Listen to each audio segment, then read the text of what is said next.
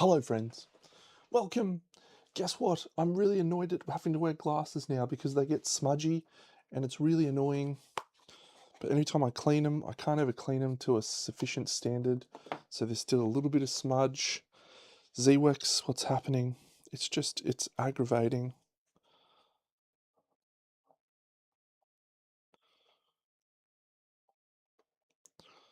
Just aggravating. Morning, Cinzy. It's Kingdom Death time. Alright, so I've started to land on my next campaign. We're going to do a Gorm prologue. I've found some cool stuff for a Gorm prologue. Lock it in. We're going to do a Screaming Antelope. We're going to do a Dragon King, so we can do Nucalope and core shenanigans. And obviously we're going to do a Screaming God. No Bone Eaters. Maybe no Scouts. But I think I will stick with Ark Survivors. So I need to decide if we're doing People of the Dreamkeeper, which I think we probably will. Or, I mean, Lantern's fine, but People of the Dreamkeeper's nice. Having the rerolls and stuff. No, let's do Lantern so we can not have to fucking subject ourselves to Dreamism again. Dreamism sucks. And Impermanism can just get fucked, by the way. I hate it. I hate it. We're fighting a level 2 Phoenix tonight. Level 3 Phoenix, I should say. I want to make a Crest Crown. They're a fun little thing. We're taking 1, 2, 3, 4 survivors that are peerless, ageless legends. That's very cool. So I've actually elected to take Sangritter, and we're going to flip 2 philosophies here to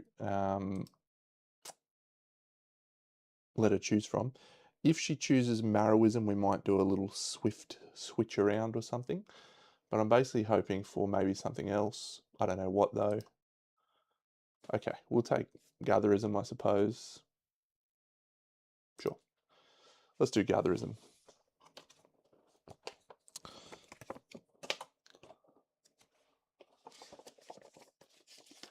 That'll be interesting. Gatherism. Okay, we get rid of the giant stone face with a bloody beard plant. Cool. I think I have those terrain cards here. Yes, there's a bloody beard plant. So we'll replace both giant stone faces. We have some bow survivors now, so that's pretty worthwhile.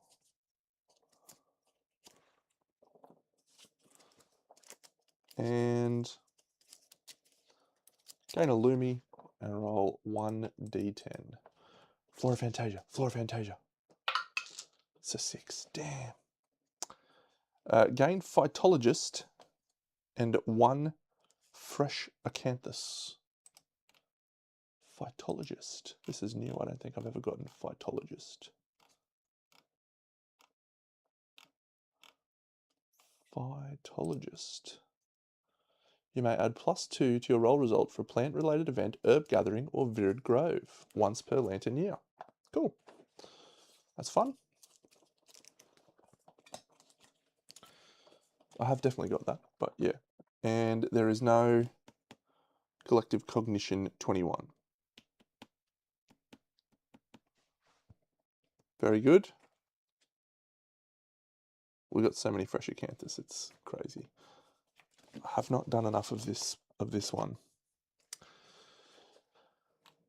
So we'll keep her as the scout, so that's fine. Hades is rocking the Fortune Lantern set. Imd is rocking this set. Imd has purchased Gastromancer.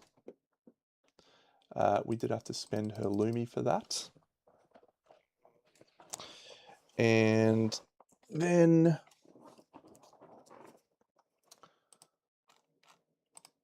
Greep is rocking the Marrowist set, and Atla is wearing the Alpha set, which means everyone's going to be speed 6 or higher, which is very nice because she has the highest insanity. Let's depart Had a revelation that I forgot.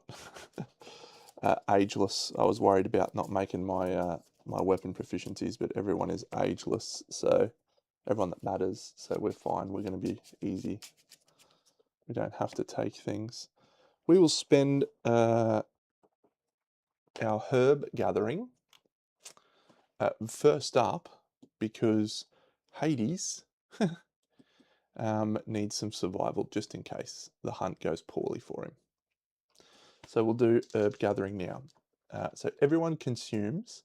So Atla is going to take a accuracy token from consuming the things, and then she is also going to take another accuracy token because she is departing with the Supreme Stew meal gear, and you consume that as well. She's turned into an absolute baller. Her fist and tooth is striking at strength 17, if you don't mind. And when we get to the showdown, she's actually going to make that even higher. Tremendous!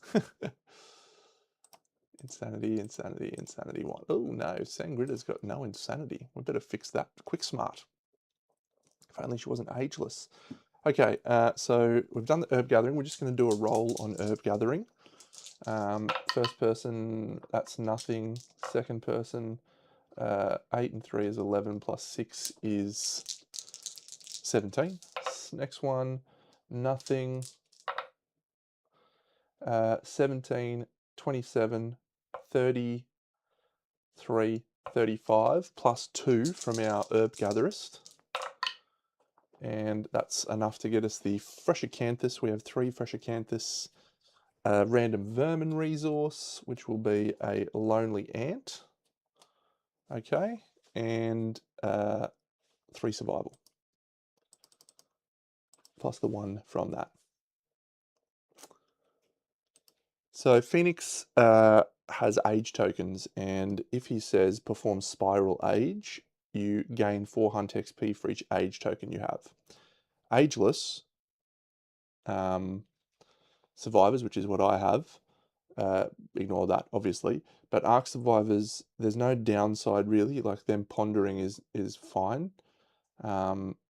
It's not, it's still like still annoying, but it's, you know, you're getting philosophy level ups, which kind of means that then the knowledges that you get available earlier are better. And yeah, you know, it's that's all pretty much. Oh, excellent. Just when I thought things couldn't get any better. Let's have a scout hunt event, hey? Scout, scout, scouty. All right, I don't have 2+ speed, so let's hope we don't roll a 10. Oh, that's cool. 5. You can do mineral gathering. Cool. We roll 6. Okay, found message. The scout discovers a message from another scout. Scratch in the curling lower lip of a giant stone face. It points to 2 branching paths, each leading to a monster with a distinct disposition. One a dominant specimen, the other a wounded outcast.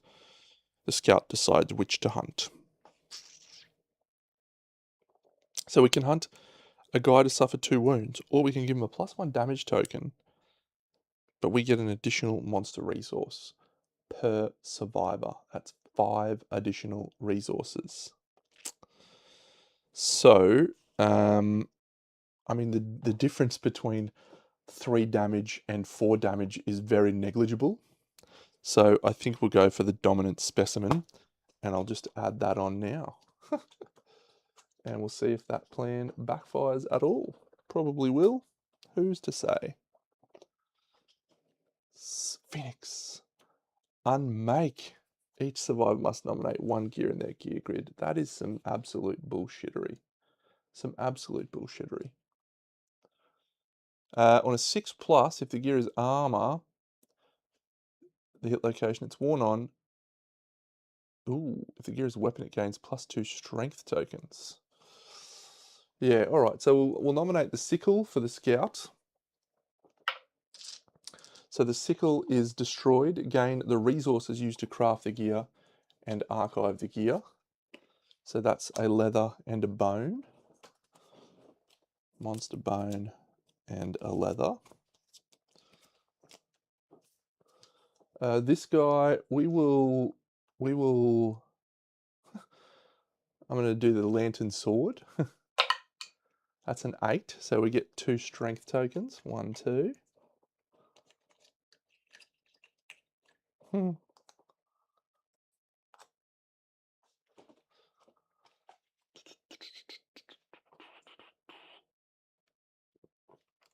So red, 2 strength tokens.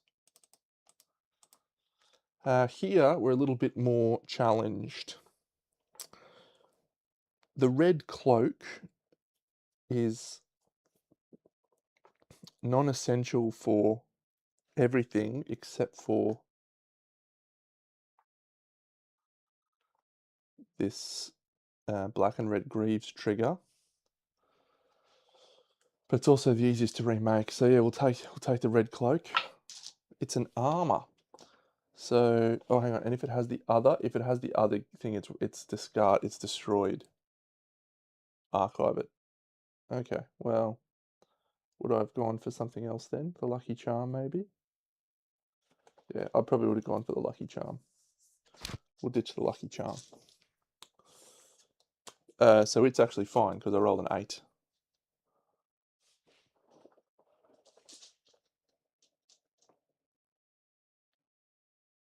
Cool. So now we've got 2 shit ones. The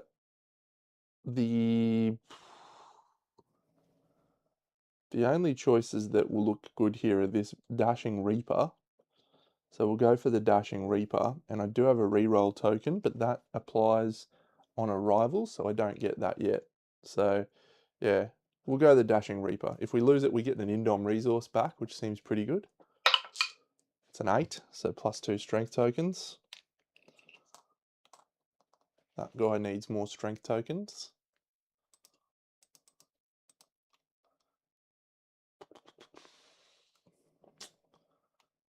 And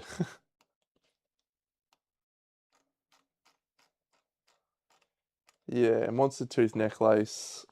Oh look, the necklace, either of these are fine because I'm rocking the Vandal Broadaxe anyway. Either of them turn off the set bonus, so it doesn't really matter. I don't need this weapon anymore. I can use anything for a left-facing red. I've got the bone blade or the bone club. So that would have got us an Indom resource that we could have used for Trophy Wall. So that would have been fine. Here, yeah, we definitely don't want to lose the Royal Scalpel for our shenanigans with the thing. The Luck Charm we don't want to lose because we don't want to lose the Fortune Lantern Helm bonus. This is plus 2 movement that we're losing though. Hey John. So yeah, look, it is probably the Monster Tooth Necklace, and hope we can roll an 8 or a 6 plus. It's a 6 plus. Lantern 10. Well, there's worse situations that could have come out of that. So well done, team. A rando, a little cheeky rando. Classic rando. An 18. I had a survivor in a few campaigns ago whose name was Rando. He was a classic. That's from Archer. Classic Rando. Oh my god, dead weed! That is incredible. Okay. So we're going to roll a straight up 8 plus here. Every survivor, you pull the weed free. It has enormous regenerative power. Each survivor rubs it on their skin and removes 1 permanent severe injury. Get that up ya. Destroyed genitals. Gone. Oh, goodness me. Greepy, have you got any severe injuries? No, you're fine. Imd, have you got any severe injuries? Are you deaf? No, you're fine. Have you any severe injuries? Broken leg. Gone. Oh. And you got nothing as well. That is sensational. Now, we actually get +2 to that roll from Sangritter, thanks to, you may add +2 to your roll for plant-related event, herb gathering, or Virid Grove. Limit once per lantern year. Cool. How cool is that? Dead weed is like the dream, by the way. When you can roll that, it is the dream.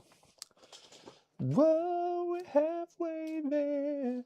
Whoa, whoa. We place the survivors on overwhelming darkness and trigger the story. Excellent. So top to bottom, first one, everyone gains a survival, and they gain a -1 evasion token. Next person, same deal. Next person, that's a 5, so same deal. Next person rolls a 1. We're going to lose a courage on Hades. And the last person rolls a 1. We're going to lose a courage on Sangritter as well. That's you have to spend all your survival or die. So the first two aren't getting any more survival, so that's fine. Tremendous. We move to the next one. So this will be our mineral gathering. We'll roll our mineral gathering roll. And we roll a 8. So we can descend with as many people as we want into the mines. And they call it a mine. A mine. Oh, I'm happy with this hunt phase so far, hey? Mineral gathering. So we gain a scrap, and we can descend into the worm tunnels. So no one's deaf anymore.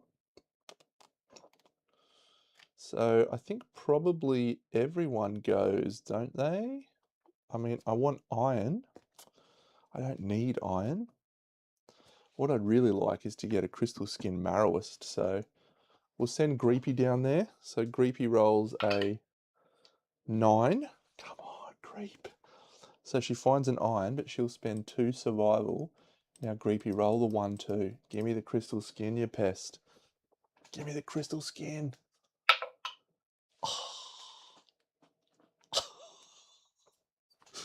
It's my day today.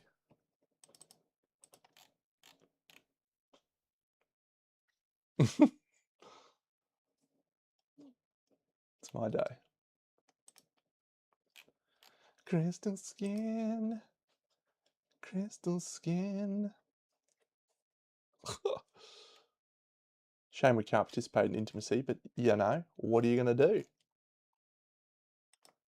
I'm just going to put a leather into my storage, and because I'm going to forget that, and a scrap from that.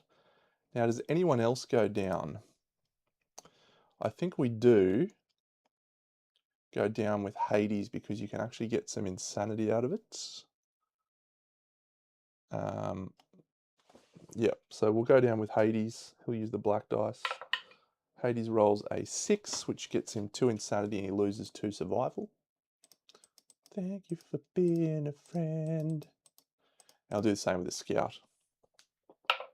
Scout rolls a 2. Not insane. Lose half your survival rounded down.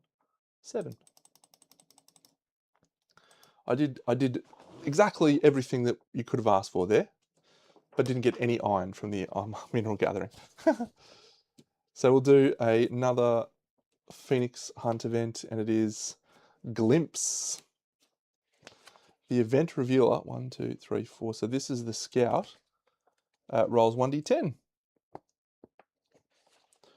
Thank you for being a friend. She rolls a 1. Time drags on. All survivors gain 2 insanity. Roll 3 times on the hunt event table. Thank you, Chicky Muncat. I agree.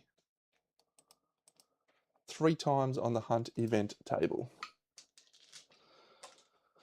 Alright, well I don't have any noisy gear, so Harvester's not a concern, but this is a good opportunity for us to get 73 and pick ourselves up the Scythe. That would be the dream, wouldn't it? 69. Okay, let's go. Time lapse. If the settlement has fought a phoenix, all survivors gain +1 understanding. Yeah. So Sangrida and Hades have both achieved insight.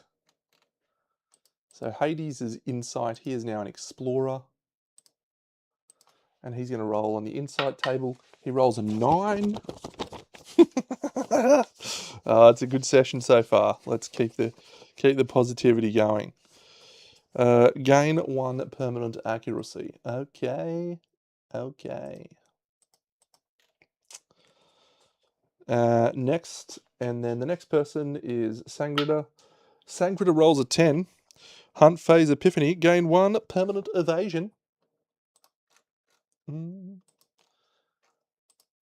I can't see me loving nobody but you for all my life.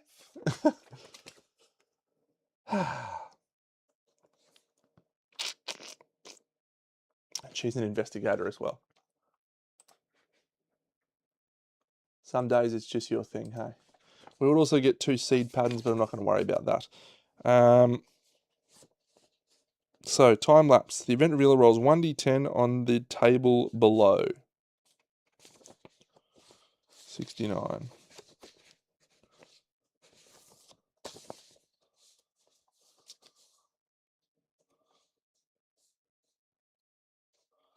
Ooh-wee. We roll 6. That's just the greatest result ever from Deno. The survivors' minds fill with alien memories. They are no longer themselves. They walk differently and speak with strange accents. Give each survivor a new name and 1 survival for being named. That means a new character card. Each survivor gains 1 hunt XP and 1 random disorder. If your settlement has survival of the fittest and you've already used your lifetime reroll, you may now use it again. Atla has her lifetime reroll back. We need to come up with some names. So, Atla is a female. She is a red chick. So, what do we do for her? Hera? What's Forksaw? Is that a god? We're doing gods' names. You can't just come up with random names. Forksaw. What is that?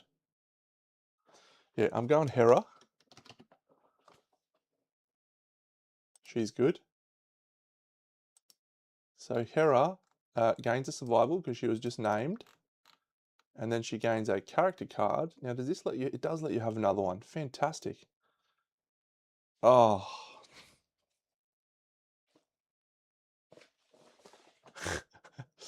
That is just shattering. That is just shattering. She got unfettered. You cannot depart while wearing heavy gear or gear with a printed armor point value that is higher than 2. I mean, she can't depart with the Vandal Sledge. What an absolute dickhead. Oh. Fuck. Oh, that's shattering. All right, next person. So Greep. I'm just fucking absolutely gutted.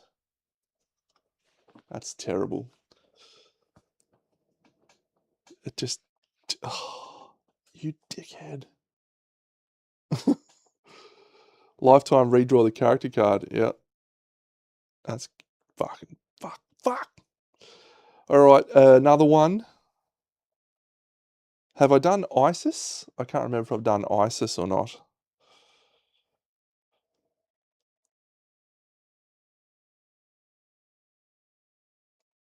I think we have done ISIS. So what's some other gods? All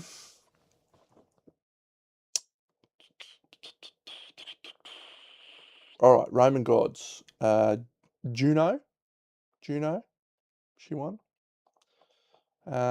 What's the Hera equivalent in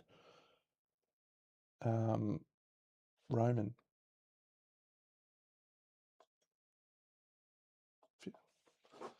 The Furies are good. Yeah, let's do that. Megara.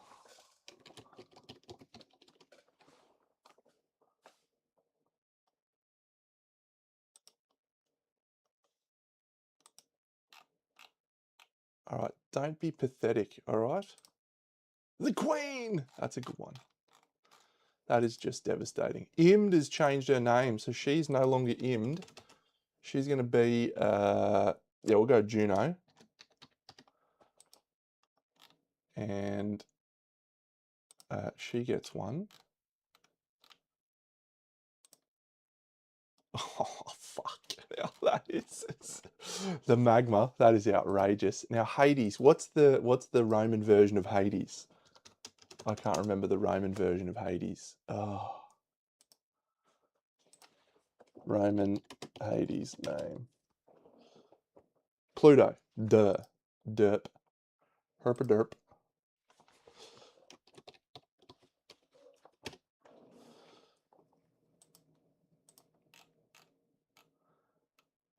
Okay, so he's going to get the bright side. That just gained him 2 courage. And he rounds up or down. Perfect.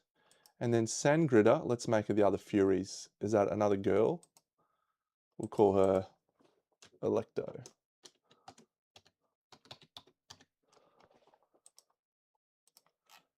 Don't fuck me with another bad one. Sanctimonious. Yeah, okay. It's an extra strength. It's all okay. Well, that was fun. We've still got a third hunt event to roll as well. 73, 73. 45, so close to the gambler. Kenny Rogers.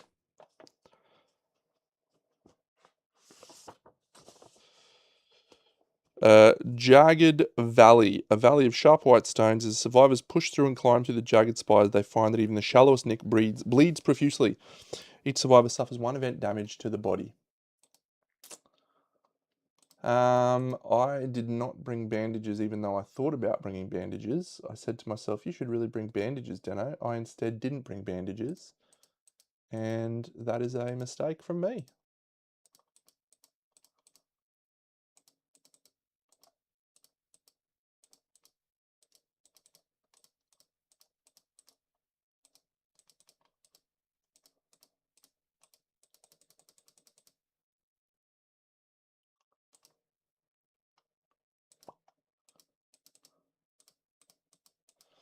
Cool.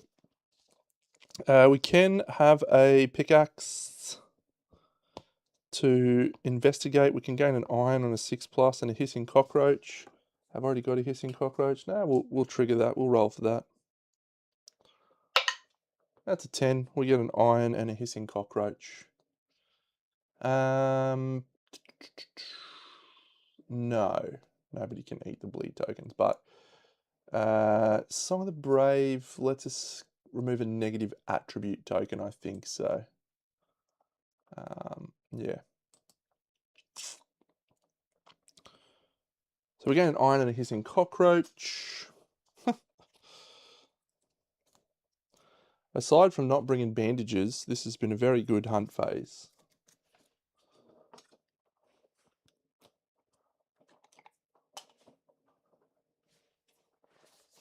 So we go here. We have another rando. It's a random event. 36.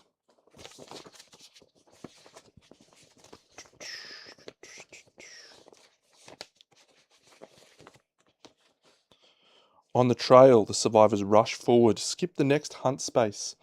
If this starts a thing, ambush the quarry. We don't. What would it have been? Oh, Fateful Feather. That's the fucking bad one. We skipped Fateful Feather. Last one, rando event. Give me a 73, please. 68 is not 73. 68 statue. Got a fucking feeling it's statue. No, thank goodness. Oh, familiar face. So we need to have a straggler. So top, Hera. No. 3, 5, 4, and 6. So it's the second person. So Megara is our straggler. And so she has to... Bittersweet memories, reduce them to tears. Reduce her insanity to 0 and gain 1 understanding. Could have been worse.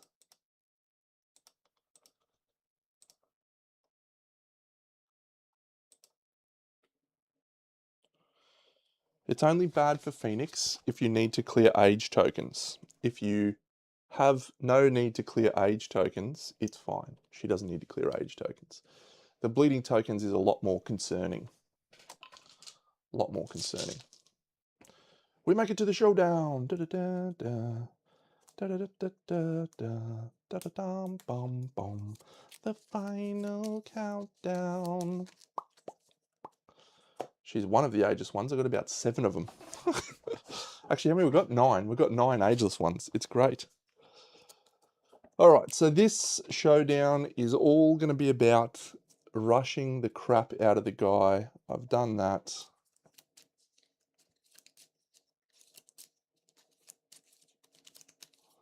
So, yeah. It's all because of you. You guys decided to do that.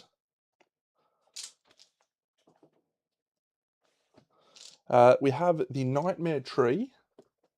We have 2 random terrain cards.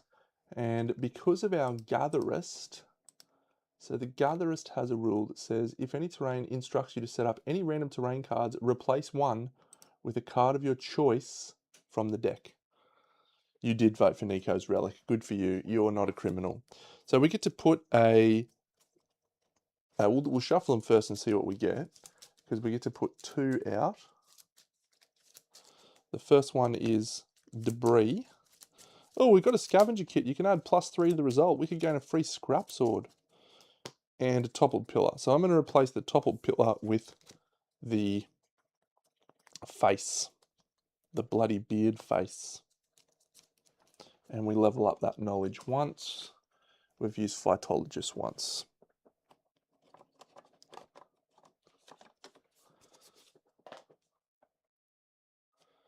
So who's got bows? Red. So we'll move red to here. All right, let's apply. It did work out all right in the end. Cinzy, you are absolutely correct. We all had faith. We will apply the arrival bonuses. When we arrive, we also gain 1, 2, 3 and 1, 2, 3 because believe it or not, we have 2 first aid kits. So everyone except for Electo has got maximum stuff. And she's just going to jump in a little thing anyway. So, yeah, Song of the Brave is remove negative attributes. Yeah, you can't remove bleed tokens.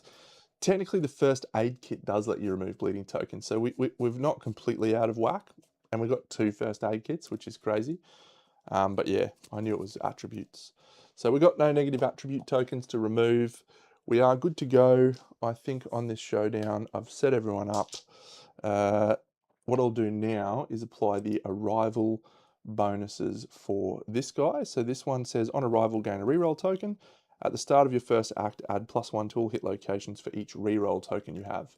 At the end of your act, gain a -1 accuracy token if you do not have one. And if you have one, you can archive it to ignore a hit. So you want an accuracy token, negative. So Hera gains 1 to all hit locations. And that's it. Yep. And then Pluto is going to gain 4 to all hit locations wearing metal armor. On arrival, gains a reroll token and has a second reroll token from that. This is my first level 3 Phoenix of this particular campaign. It's not my first level 3 Phoenix. He's tough, but we should be okay. Cool. Well, let's see what we flip. Hopefully not a legendary card. Life Pattern.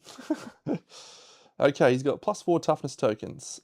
He heals all wounds, remove all negative attribute tokens, survives with age tokens, and mysteriously affected.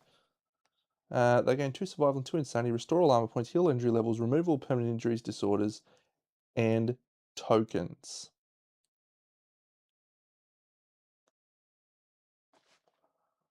Okay. So I can get rid of disorders on one of these survivors. This is fine to have this on top, I think. He's got 4 toughness tokens, and he is toughness 21. We've been beaten up on a screaming god. So I can just basically clear off someone's disorders. Heal all injury levels, remove all permanent injuries, disorders, and tokens. So we don't have that many permanent injuries, but someone's got some bad disorders.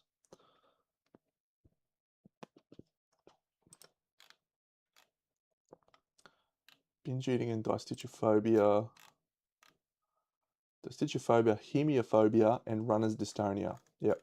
So let's go for Megara as our target of the thing, and I'm going to let life pattern trigger. What a fun time. Cool. So then we're going to do the basic action at the end of the Phoenix's turn. He is going to gain an age token. He's going to move and attack the target.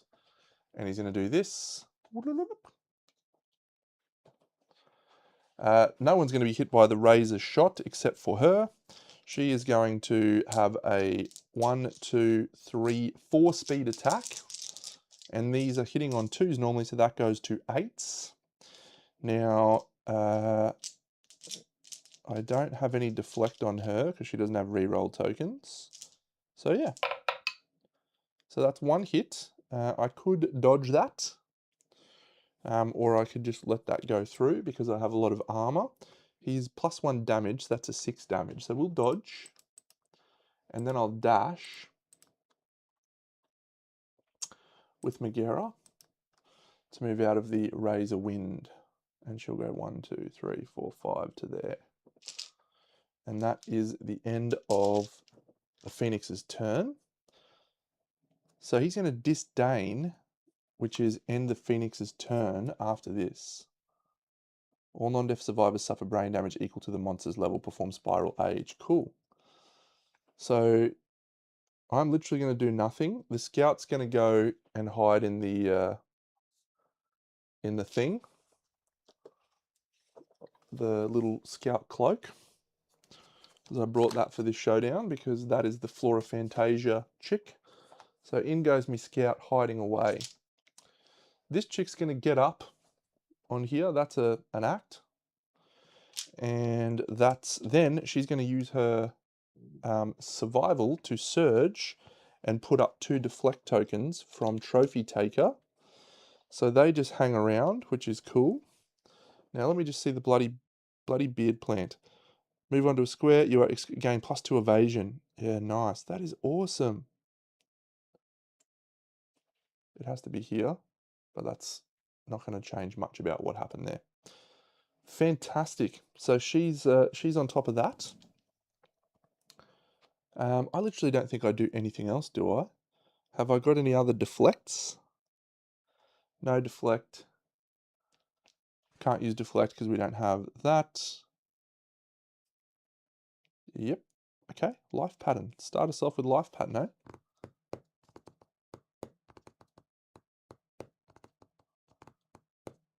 Sweet. So that'll be my turn.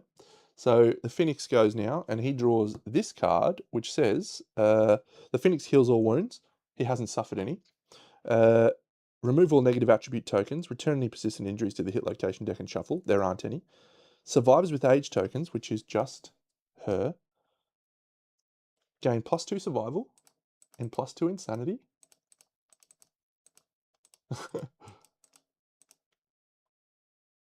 Restore all armor points.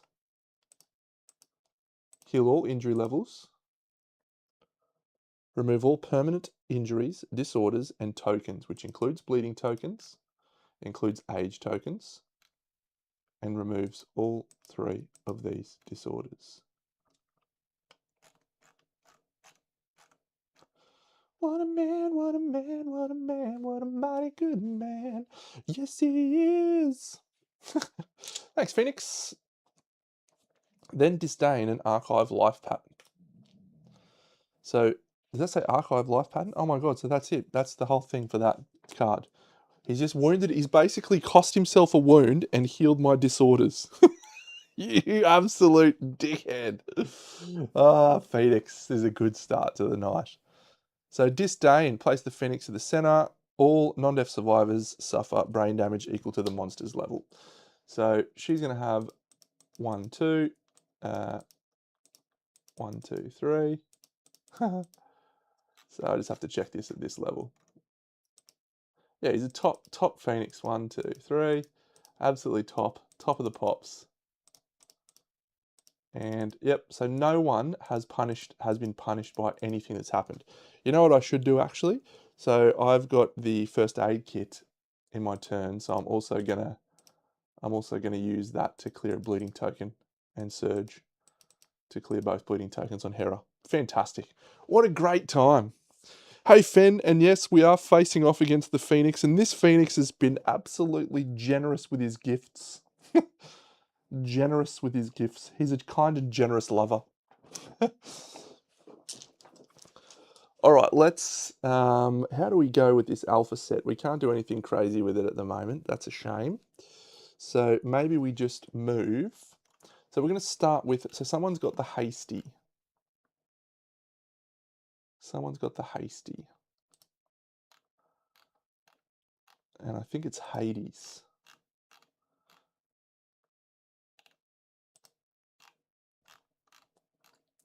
Hades has got the hasty. So he's going to act first. He is movement 6. And we're actually going to dash with him. So we get the Vandal Sledges bonus. So we're going to go 1, 2, 3, 4, 5, 6. 1, 2, 3, 4. Yep, we'll go to there. We're going to swing with the Vandal Sledge. So he gets +1 speed and +1 accuracy. And he's got club spec. And yeah, so this is a 2-speed attack hitting on 2+. A 2 and a 7, 2 hits. No perfect hit, so we don't get to double. So we have, oh, an Eye of the Storm and an Impervious. Okay, so I'm going to do a dash from these two. So Hera, oh, he's actually speed 7. I'm going to go into the blind, which will become relevant in a second. So Hera dashes, Megara dashes, and do I dash with Juno? Yeah. So Juno is going to go 1, 2, 3, 4, 5. She's going to go to here. He's going to go 1, 2, 3, 4, 5 to there. So everyone's in the Eye of the Storm, and the Scout's in Scoutland. Scoutlandia. So yeah, we'll try and crit this one. We can crit on something. A 7, Hades, Pluto. He has 2 luck tokens, so that cancels out my luck. So we needed a 10. So no crit, no freebies. So this one, sorry, it's sharp as well. So we need to calculate that. So we're 21, which means we're short by 1.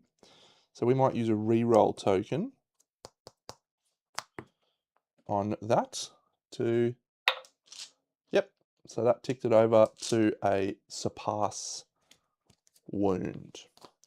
We'll then surge with, so we've dashed, we've dashed, we've dashed, we've dashed, and we'll now surge with Pluto. So he's going to swing, he's in the blind spot now. A perfect hit, which means we double our first wound attempt. +2 toughness to wound this location. And the trap! All survivors are doomed. The attacker is caught helpless. Perform basic action targeting the attacker. All things hit on a 2+, regardless of any modifiers in play. Well, that's some bullshit. Bullshit. 4 speed, hitting on a 2+. Can't block, can't deflect. Don't have any deflects. That's okay. We roll 4 hits, not unexpected. Just like to see a nice spread here. Waist, perfect. Head, hands, waist, body. And these are, because we took that +1 damage from the scout event, 6 damage apiece. 1, 2, 3, 4, 5, 6. And we're going to have the boots go like so. Then he's going to trigger the Razor Wind. Hades also gains an Age token, which shouldn't matter. Actually, it does matter for him. And he's going to suffer knockback 7 bash and bleed 1. I don't love that. I don't love that. Hades, very unimpressive performance from you to trigger the trap at that point. Could have been amazing. Could have been amazing. Instead, it was not amazing. What a dickhead. All right, let's go with someone else. Let's go with the Vandal Broadaxe guy. Pluto's done. So Vandal Broadaxe guy, at the start of his act, on an 8+, he gets that survival back that he spent for his dash. He does. At the start of his act, he gains a free movement. And so we'll move up and back. And then we're going to punch with our fists of fury. And we're actually going to use the infinite charge. So because of being the most insane survivor, we are 6 speed, which means we are going to move 6 spaces. So we're basically just moving back and forward, which means we're going to get +1 speed. So we're going to be 4 speed with our fist and tooth. And yes, we're accuracy 4. So that means, and I'll just basically play it out, run back, charge! Lantern 10, 7, Lantern 10, 1. 3 hits with our fist and tooth. There's a wound. There's a wound. And there's the impervious again. So we cannot critical because he's -2 luck tokens, even though this is deadly. However, we don't have any age tokens. Thanks to Supreme Meal Stew and our Armored Fist fighting art, we're strength 20, so we wound on a 2+. This wound, we wound, and we gain our weapon proficiency point, which is good because that's probably the last time that person is going out on a hunt because of that fucking character card. Fuck. Actually, I could buy them Osteophage from the... I could buy them Osteophage. There we go. That's a possibility. Means we lose Gastromancer, but Osteophage makes it worthwhile, probably. Yeah, so, Fan, just because you probably missed it, we won a hunt event. We had to rename all of our survivors, which is great because they all get new character cards. And this dickhead, who is like one of the best survivors, got their reroll token back, but then flips the unfettered. So can't use any of the cool gear after this settlement, after this phase. Devastating. Absolutely devastating. Okay, 2+ to wound this one. That's a 7, so 2 wounds. We can't do anything about the impervious. C'est la vie. In the words of Bewitched. Let's use our Vandal Broadaxe and Surge. So we don't gain the buff speed from the other thing, so we just have 3 speed on this attack, and these hit on a 2+. 3 hits, including a perfect hit. There's a failure reaction, there's a wound reaction, and there is a wound reaction perform displacement. So we want him to do displacement. Yeah, that's fine. Displacement will be down this end. So we'll do the wound. It will do the failure. Glorious Armpit. So that's a 3. It is a wound, but not a critical. Cool. So we don't fail. We don't perform basic action. That one is a critical, even with the -2. And that's a -1 damage token. Yes. And that is Savage. Get out of here. And this one is potentially performing displacement. So 9, so 10, 9, 8, 7, 6, -2. So 7 is not a crit. So we are going to perform displacement, but we are still going to do a wound. We can surge, and I reckon we will surge with the... We're not going to surge. Nicknames would help with character cards, yeah.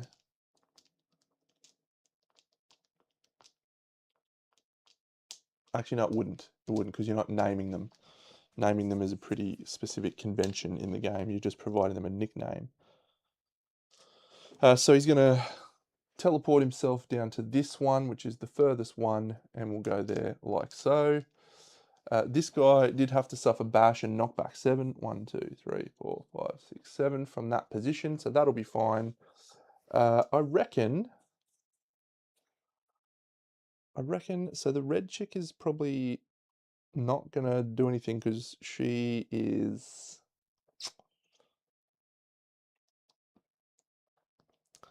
Yeah, we don't need to push here, I don't think. We're in very good shape. We've only got 1 age token on Hades. He can't do anything about that. He's knocked down at the moment, so that's fine. So I'm just going to shoot my bow right where I am. I've already dashed, so I can't do a double tap this turn. But the speed on that weapon, thanks to the magma, is now speed 2.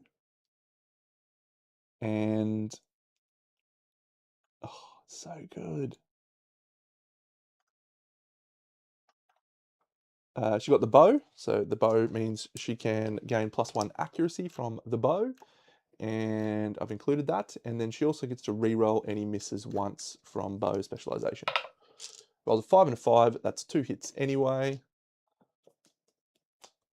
If the attacker has any age tokens, we do not. If the attacker has any age tokens, we do not. So we critical here on a 6. That's a 9, so that's a critical. The monster is knocked down, and it's Savage from the Warn-Seeking Bow. And we'll follow up with a Lantern 10. An adjacent survivor gains +1 insanity and +1 survival. We do not have any adjacent survivors. So that's good. The Warn-Seeking Bow has proved to be quite deadly, I must admit. So I think that's our turn. I'm pretty sure we're very happy with that. Let's just not flip another legendary. Ancient Stare. The last threat to wound in range. Target gains an age token. Oh no. Materialize and intimidate targets. Okay, so the materialize is always going to try and target as many other survivors as possible. We don't suffer any damage from being trodden on. We just get knocked down.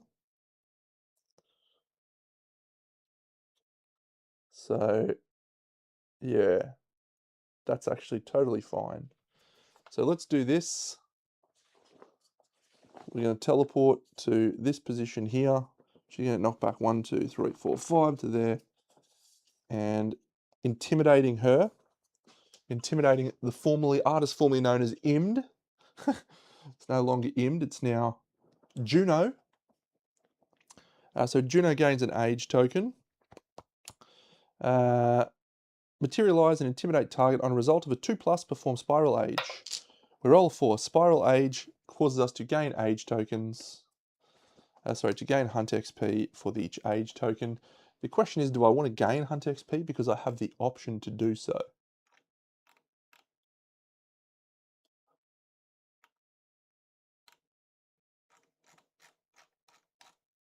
Uh, 4 doesn't hurt. I might just gain 2. Boop, boop. Boop.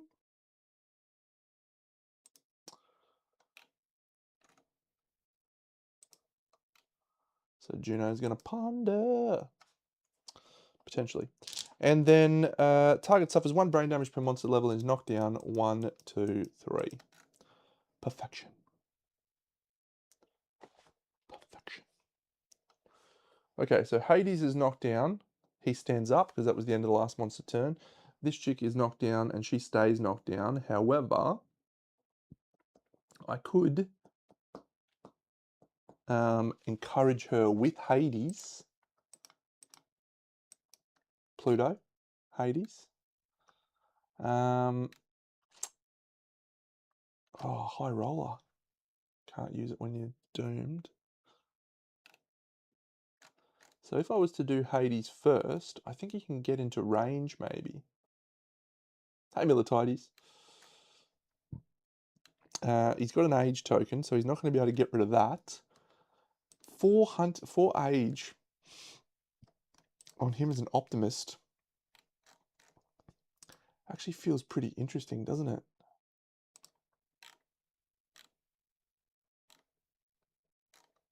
So, all right, and when he encourages, what does he do? Oh no, that was a different person. How'd you do on the test, mate?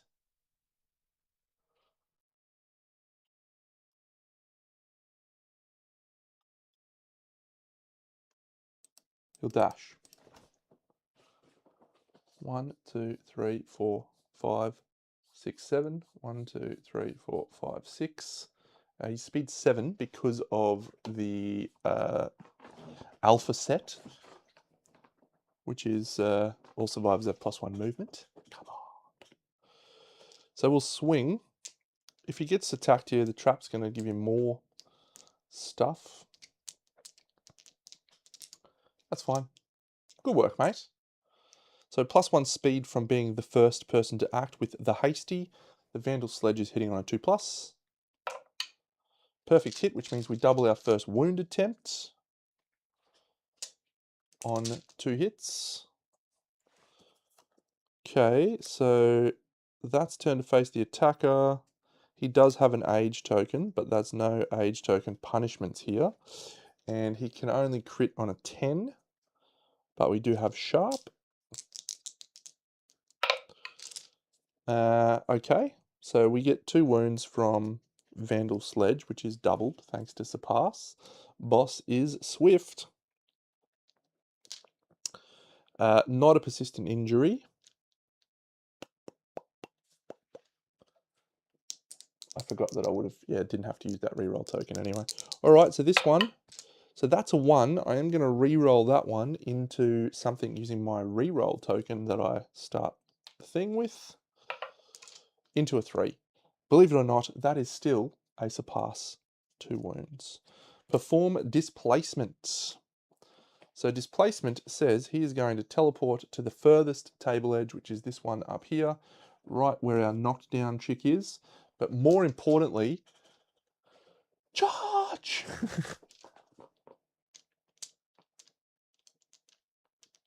Yep, so we're going to do a charge. That's very fun. We have no age tokens on that guy. So let's move to this guy now. Pluto's done, hasn't surged yet, has dashed. What do I have to do? Perform displacement. Oh, we could follow him. Oh yeah, we can do that. Let's do that. We roll 5. If the result is equal to or less than their hunt XP, I think he's only 4. Yep, so we fail. Cool. So yeah, so let's go this chick. 1, 2, 3, 4, 5, 6. 6 I think is her speed. Hera Sundula. Yep, and that was a freebie, and then she's going to charge. So her infinite charge gets her 1, 2, 3, 4, 5, 6, 7, 8, 9, 10, 11. Okay, if I dash, I can get the bonus, so I'm going to do that. We fly all the way down the end. We've dashed. And he's dashed. So that's fun. Vandal Broadaxe, big swing coming up. We get +2 speed and +5 strength. So this weapon is hitting on, wounding on a 2+. It was doing that before we actually did the alpha charge. So that's 2 1s. I have these things here. The Phoenix gave people new names. It wasn't the Phoenix, it was a random hunt event. We all got new names, and which meant we all got character cards, which was awesome, except for this fuckwit, Hera, she flipped the Unfettered. And she's my club, like, alpha armor chick. It's fucking aggravating. But anyway. I'll reroll one of these ones into a 3. That's 3 hits. No age tokens here, so hopefully a rewind or 2. Uh-oh, Eye of the Storm. Death Blow! So, before we do the reflex on Eye of the Storm here, I'm going to stand up using Juno. We're going to encourage to stand up the chicken red, whose name is now Megara, and she's going to dash so she can get into the insanity area, and everyone else is going to get knocked back, assuming I don't critical that, and I can't critical that because I have no luck. So we can't critical that.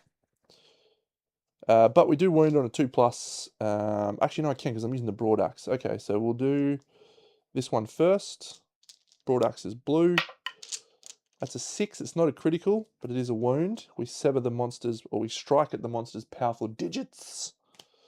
We'll do the death blow. That's a 3. That is still a wound because we're a million strength. And then we might use a guardian reroll on this, depending on what we get. We get a lantern 10. Critical wound, the Phoenix gains a -1 movement token. That is a savage 2 wounds. No age tokens. He surges with the Vandal Broadaxe. Okay, let's just check weapon proficiencies actually. Yes. Yes. Not use the sword yet. Yes, for the club. Electo's hiding. Do we need the sword? Probably not. We don't need sword at this point. So yeah, Hera will surge with the Vandal Broadaxe. It is no longer getting the bonus of that +1 speed, so we're only 3 speed. 1, 2, 3 hits. 4 accuracy is outrageous. Strike the monster's thick neck. First strike. The attacker may cancel their attack. The attacker suffers the destroyed genitals waste severe injury. We've got a guardian reroll here and we're critting on 7s or 8s, so it's worth a dip, I think. We don't have any age tokens, so do we want to cancel our attack? We could actually kill the Phoenix in this attack if we go for it. So we go for it. We're looking for a lantern 10 will be fine. Thank you very much. 2 wounds. We'll strike the monster's thick neck. We roll a 1. That has no reaction, so we won't worry about. We'll guardian reroll it, sure. Into a 7. GG. Level 3 Phoenix guard. Fucked up. Fucked up. Oh, hang on a second. Oh, no, Deno. Relax. Relax. I want to use the fucking trick taker thing, the trophy taker. Oh, no. What a cockhead.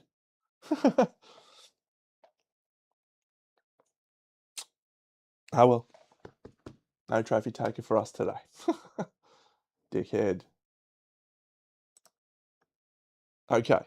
So we defeated the Phoenix with very little concern to any of our survivors. People with age tokens at the end of the showdown gain an understanding. So Hades, who is now called Pluto, gains an understanding. No one else had an age token, so that is it. We will complete the showdown. Hera is going to get no Hunt XP because she's great. Megara may ponder Maroism, that's fine. Juno, all good. We can get 1 or 2 Hunt XP. So Juno will get 2. Can you give her more? 3, cool. Pluto, yeah, we want Pluto to ponder Optimism. It is the first, so Electo is going to go for a Scout Discovery. Their first time out on a hunt, and they get to find one of these cool tablets. What a guy. What a guy. And then we get an Indom resource, and because of the Scout event, we get an extra 5 Phoenix resources. All survivors gain the Timeless Eye fighting art. I should have taken a blind one. I don't think I've got any blind people. Okay, we return and advance the year. So let's get, first of all, the... Oh my god, it's 2 weapon proficiency levels. We actually did just get That's awesome. I forgot about that. So Fist and Tooth Mastery added to the settlements. Juno up to Bow 5. Well done. Pluto up to Club 5. What a legend.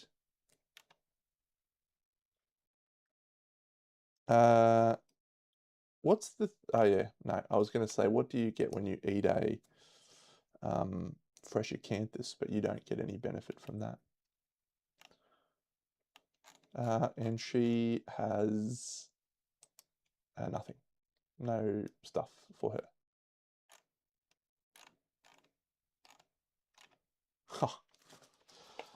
That was fun. That was fun. I like the Phoenix, especially when he's just dishing it up like that. The design of the older monsters just does not really stand up to the new thing. So we've got 14 of these, can you believe?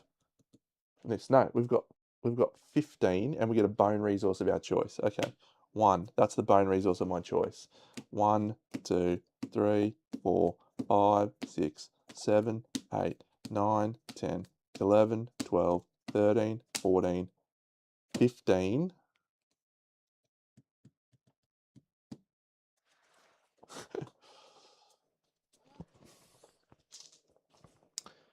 Plus 6 basics.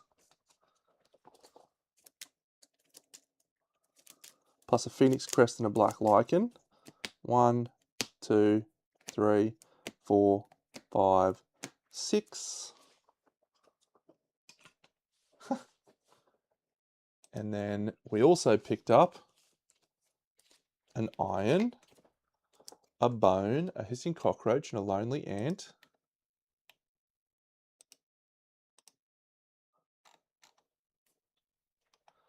And an iron. And we got about 12 dried acanthus there, fresh acanthus.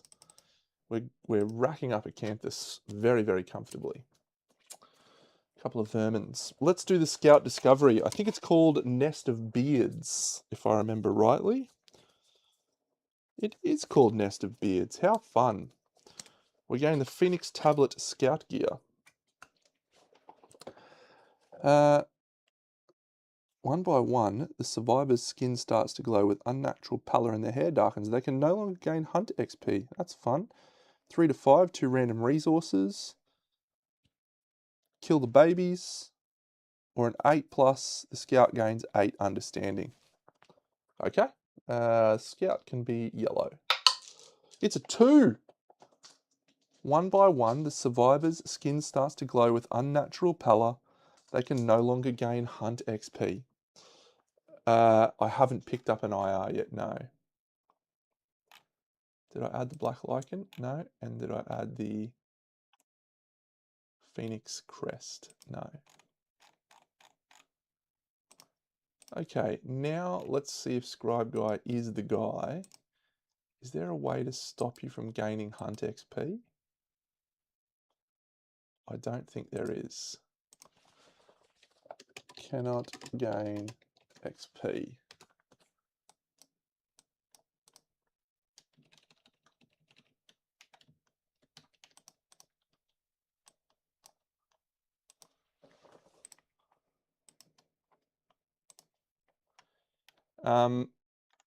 It's you know, it's okay. It does punish us a little bit with the with philosophies,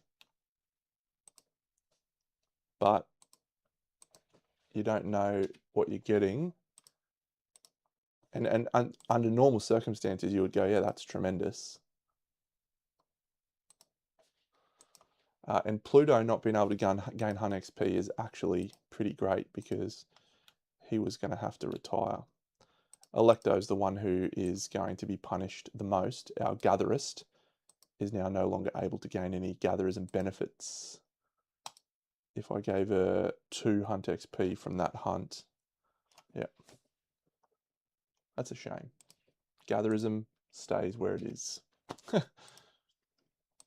Yet 1 indomitable resource. I have all of the toys here. Look at this. Gleaming Gizzard, Neutron Seed, Fortune Feather, Violet Small Feathers, Violet Droppings, Violet Plume. So this is the Tachyon Nodachi. This is the Faded Dagger. This is the Gleaming Gizzard. So yeah.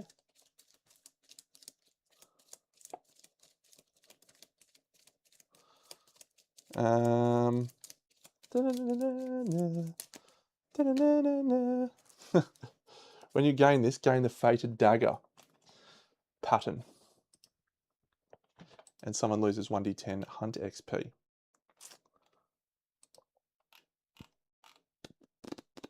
I've not looked at it, so that's fun. Let's do Hera. She can't fucking die. She loses 5.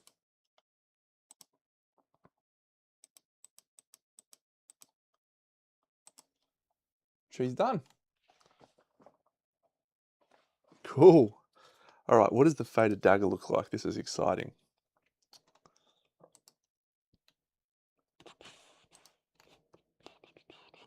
I was playing around with count gear today.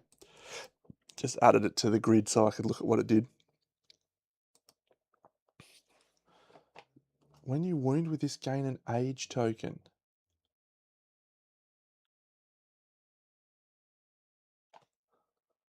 Deadly 2, Sentient, Strength 9.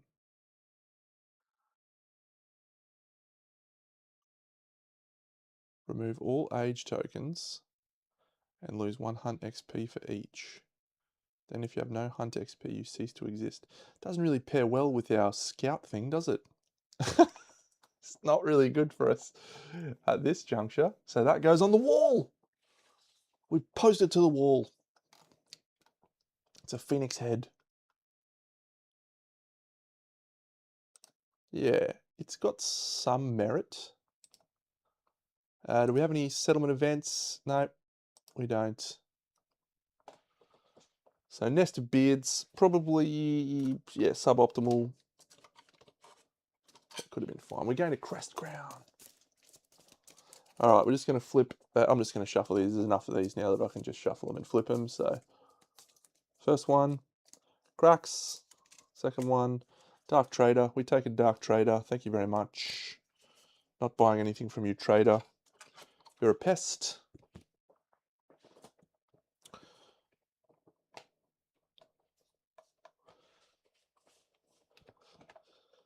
All right, so let's just flip these out. 1, 2, 3, 4. Any pack leader? No. Surgical Precision was interesting. This is why I was actually looking at the the bone set, the count set, because Surgical Precision, if all your gear in the gear grid has the bone keyword, your weapons lose frail and gain sharp.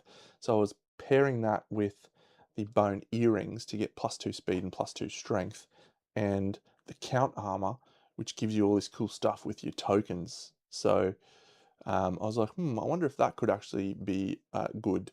And I think it can be good, but the person I was looking at it for can't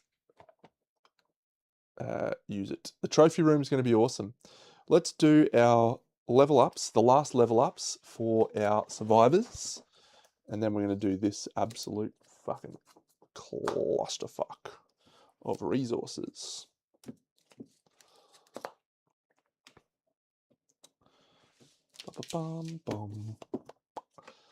I'm really annoyed about Gather. I was like, yeah, that'll be fun. We'll just have a nice little Gatherist, just maybe doing some cool stuff. No, you don't get to play with your toys today, Deno.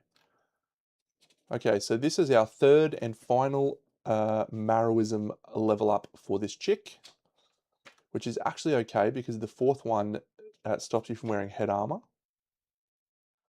It stops you from wearing armor at all, and you can only wear head armor. But you do get to do crazy stuff. Archive of Bone resource. We remove all our disorders. We can't gain disorders. Binge eating and distichophobia. Get out of here. Yeah, surgical precision. If we roll something, we roll a 1. That gets a surgical precision. And we're going to strengthen a Lumi.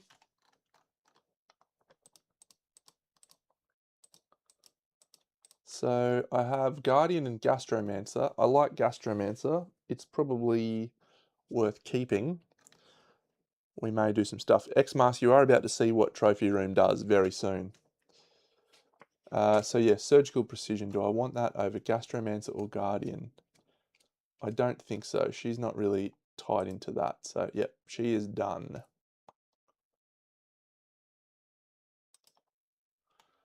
Megara, also a Marrowist, also marrowing up to level 2. Boo! Or level 3, I should say. So she's going to gain a strength and a Lumi. She's also going to roll a dice. She rolls a 2, so she gains Surgical Precision as well. She's going to take Surgical Precision. So this is the one that we may actually do that count plan on. Let's see if we can make that plan happen. If all the gear in your gear grid has the bone keyword, your weapons lose frail and gain sharp. What we need is a good bone weapon. Are there any really good bone weapons that you can think of that we have access to in this thing? Please let me know. I would be interested in your thoughts. And she's got crystal skin. What the fuck? I forgot about that. And she's got the queen. Oh my god, what is happening? Megara's turned into an animal as well. We've got some absolute ball terrors in this settlement. Pluto, you optimist. Your last optimist level up. We've got some fucking ball terrors. Yeah, the decorations would have been good. Okay, Pluto goes to rank 2 optimism. Rank 2 optimism. Cheer, gain a Lumi.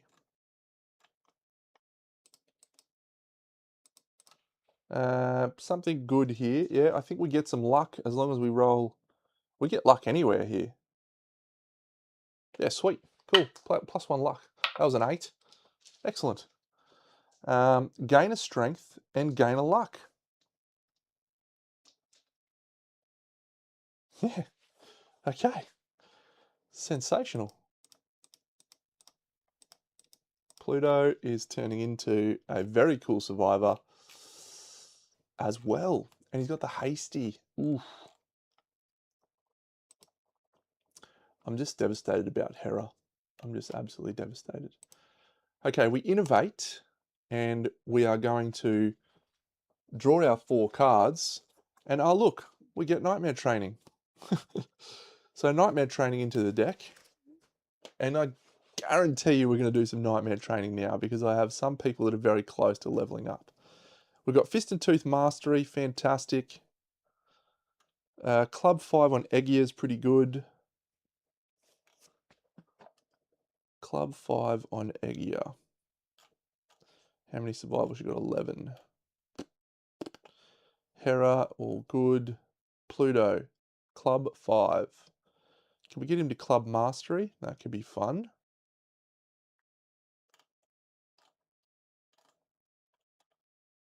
Yeah, let's try Pluto Club Mastery.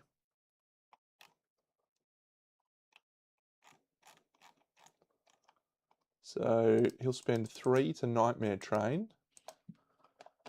And he will attempt to roll an 8. He rolls a 6, so he can spend a survival and roll again. Yeah, we will look at that. So 1, 2, we'll spend a survival to roll again. That is a 6. We'll spend a survival to roll again. That's a 1. Spend a survival or die. So he'll do again. 1, 2, 3, and rolls a 9. Gets a proficiency point. Then we'll go one more time.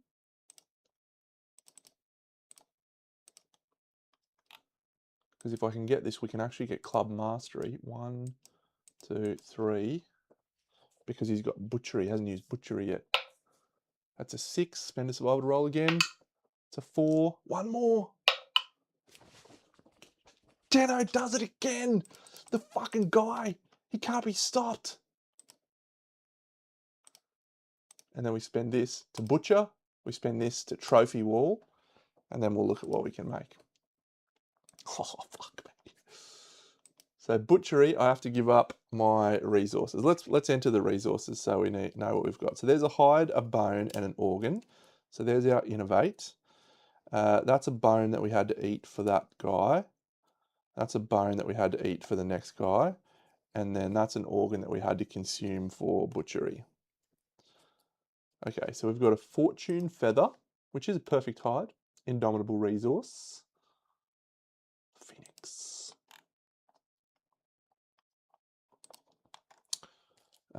Cool. So we'll do a trophy wall and see what that gets us. And then, fuck me, we got some resources. Perfect hide, perfect organ, and monster hide, perfect organ. Cool. Basics.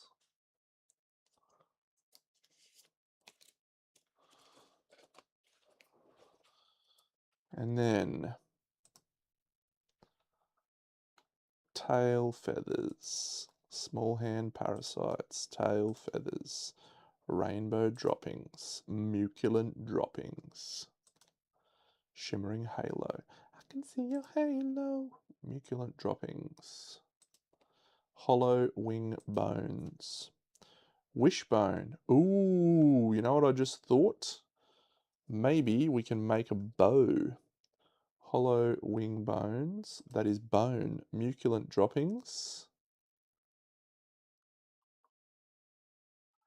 What am I looking for? Yep. Small feathers, bird beak, and black skull. Done. We didn't get the whisker, so we can't make the bow. So, trophy wall. So getting club mastery for the settlement is fucking epic. So Pluto, I'm just going to do it this way. Once per lifetime bonuses. Butchery. So you just do this. Otherwise it doesn't recognize that you've added club mastery to the settlement. Club mastery, I never go for clubs. He's going to do 3 wounds with that Vandal Sledge. What the fuck? All right, let's look at the Great Hall and see if we can make the bad boy. Why does it say we can't? Vandal Claymore. What are we missing? We're missing the Grandsire Antler, some iron, and a perfect hide. So we need to fight a screaming god to get the stuff that we need.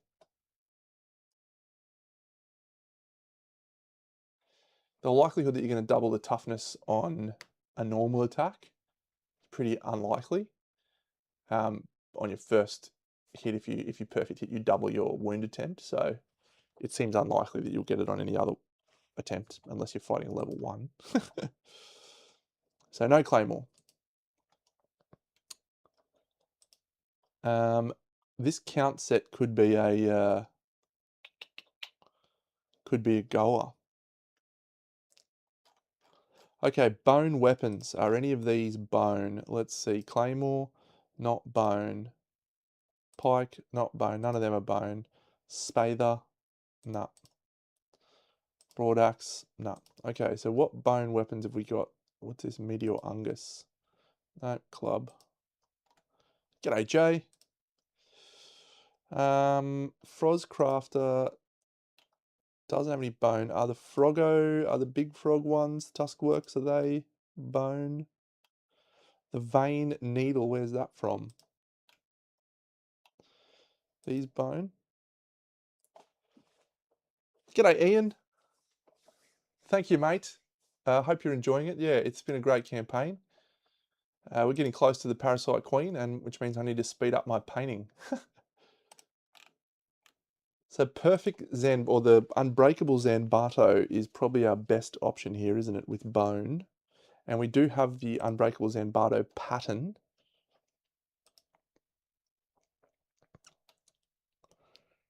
Any of these? Are you bone? No. Needle is Screaming God, is it?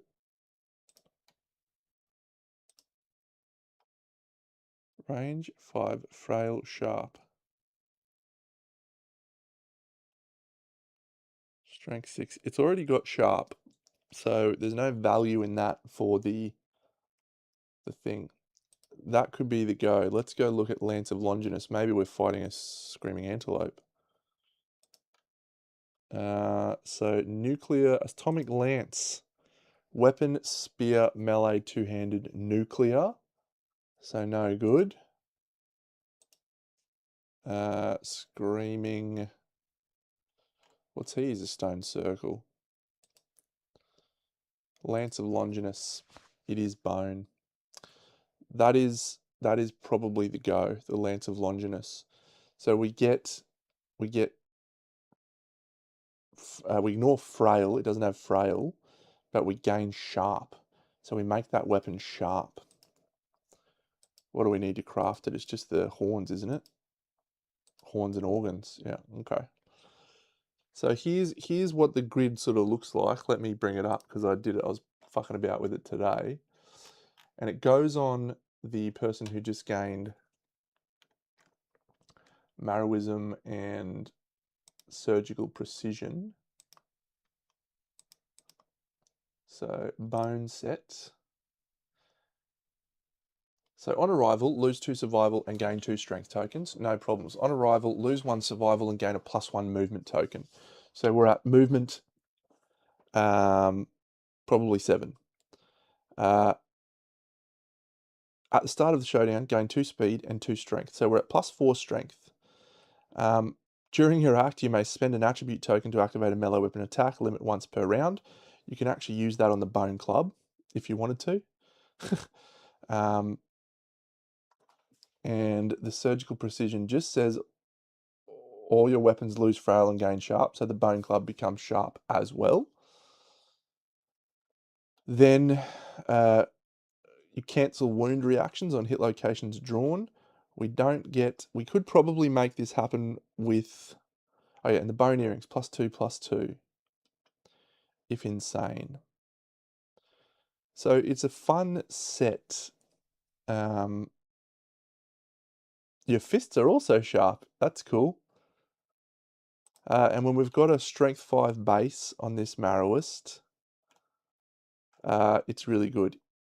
If we had a shield that was also bone, I was looking at the trophy taker before, it's not bone.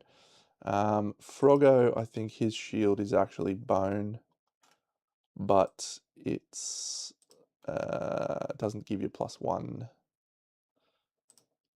Spiked buckler, it's bone. So if you had shield proficiency, you could get an extra armor. It's a cool grid, I think, that would be pretty fun to run around with. I've never really made count armor work, but that could be the way to make it work. All right, we've got one endeavor left, so let's just review. Lucy's not going to mentor. We don't need to trepanning. We don't need to bed. Ooh, let's look up the scrap shield. We don't need to hearken and gain the honourable disorder. We don't need to sanguine extrude. No bloodletting. No bloomery. We did our organ. We don't need to do cooking. Don't need to draft. Don't need to bone beats. Don't need to face paint. We probably will face paint to get some insanity. Don't need to do a game session. Don't need to kill people, although that would be fine. Don't need to holy scarification. Could do a shrine. Could do a leather worker. Lucid dreams, we don't have a savior. Mere omens, we don't have a mere Navi. Nutrition, we don't need. Don't need hollow stones. Don't need a partner. Don't need to get a love juice. Scrap smelting, no. Sculpture, already got it. Stone circle. Supreme cuisine. We could gain a meal gear card if we've earned at least 10 collective cognition from the monster. I don't think we have anyone there yet. So let's do our trophy wall, and then we'll probably just do a shrine. Trophy wall, and I'll look up scrap shield. Here's trophy wall, hiya! With the cool piece of artwork. So a hide, indomitable hide, gains us stitching expertise, or ignore the negative effects of all permanent injuries. You have +1 speed for each permanent injury you have. So yeah, this one is pretty cool. Stitching expertise, add 1 to all hit locations and roll again. Seems good for a fight where we're about to go against potentially someone tough. Yeah, collective toil has value there. We'll just craft a crest crown, I think.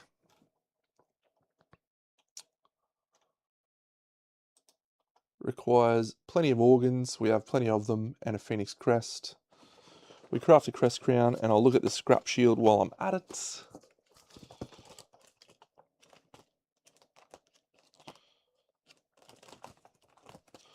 From the blacksmithery.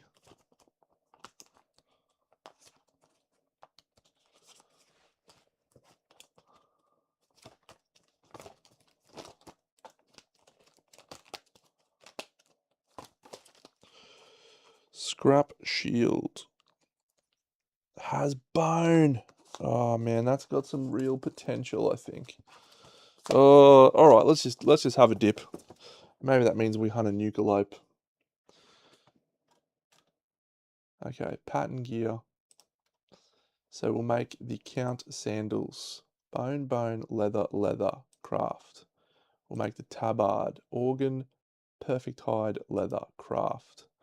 We can make the vest, bone, hide, scrap, leather.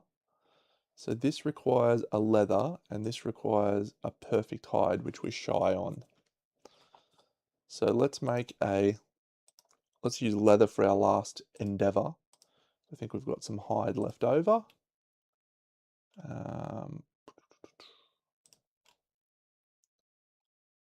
Shan't be using that one. 1, 2, 3. So that's 3 leather.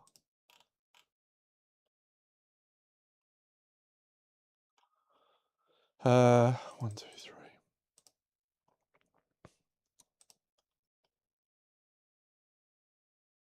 What are my 5 perfects?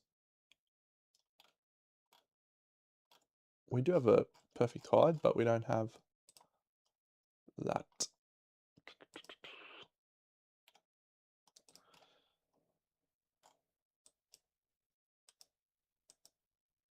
Relax, scribe. We're all going okay. So we can make the count wrappings. Done. Just means we're short of the count trick. We need 1 perfect hide. We don't have a perfect hide. This plan is maybe bad. Maybe not. Do you want to know something that is also bone that would have been incredible to use with this plan? Which is something that I was toying with as well. Lemniscate vestments, armor, bone, cloth, stone. So the lemniscate gear could also work in with the count set. And the colors actually match up for the bits. So that could have been really, really interesting if we didn't get it fucking lost in our first showdown with it. Okay, so we make the count wrappings, the count tabard, the count vest, the count sandals, and we just can't make the count trook.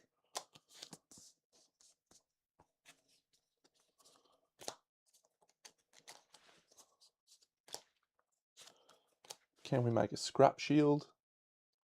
Well, you don't get the count armor bonus, but you get clothed and satiated, and you still get the abilities on the count stuff.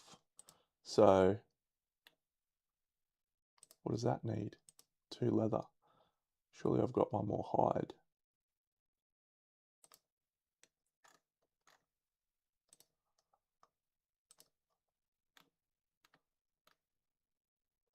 Sure.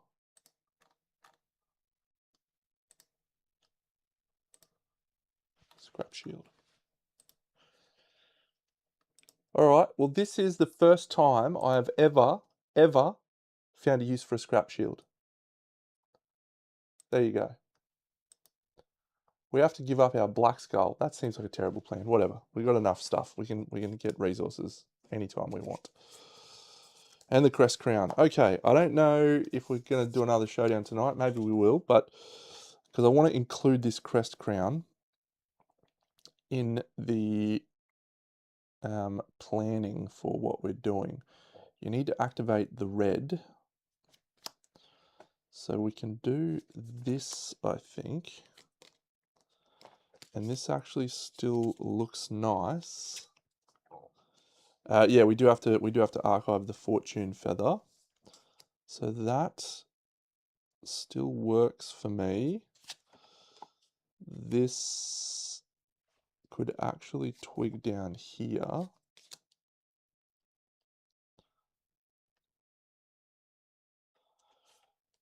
And then you've got it down blue, but you're not triggering the movement.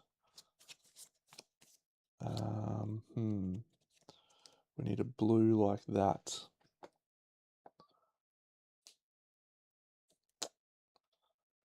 Worn seeking bow, maybe. So we just need the left red. That's the real challenge. Let's, yeah, so we're going to do, good work. We actually bought that. My mate bought that today as well. That's wild that you would say that. Daz bought that today. So we're going to play that maybe on the weekend. Yeah, so we're going to do this stitching. So we're getting rid of the faded feather. And that's fun. Add a trophy to the trophy wall. Boom. So we're doing that stitching. So we probably should fight someone who's big. Should we go for a Screaming God level 3? Should that be our next showdown? We're going to have a lot of armor if we do that. So I think maybe we go for it. Let's go for it. So let's prepare our best. You're the best around. Nothing's going to ever keep you down. You're the best around. And what do you have to roll? Equal to or lower than their proficiency level, add 1 to hit locations and roll again up to a maximum of 8 rolls per survivor. Can he? Can he start deleting people? What's this fatal blaze? Yeah, he can. He can. If we let him do 4 withering blasts, he deletes us. If he gets us in withering blast.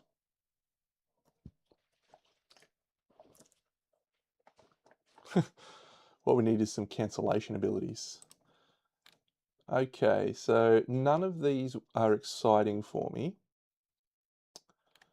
But I do have some Lumi to play with now.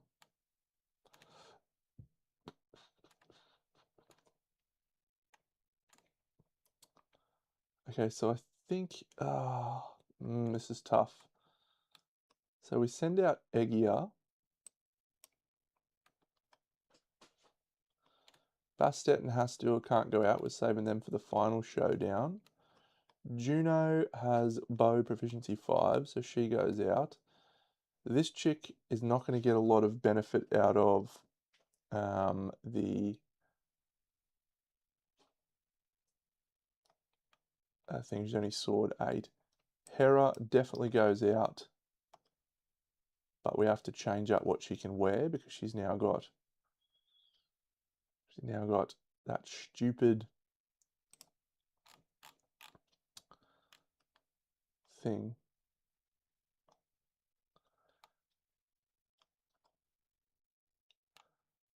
Unfettered. You cannot depart while wearing heavy gear or gear with a printed armor point value that is higher than 2. Count armor actually works there, doesn't it? Because it's only got a printed value of 2. I could buy her surgical precision.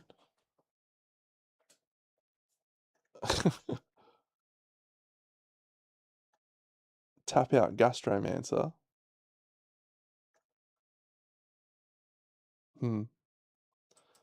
She's weird now. I'm not sure what we're going to do with her.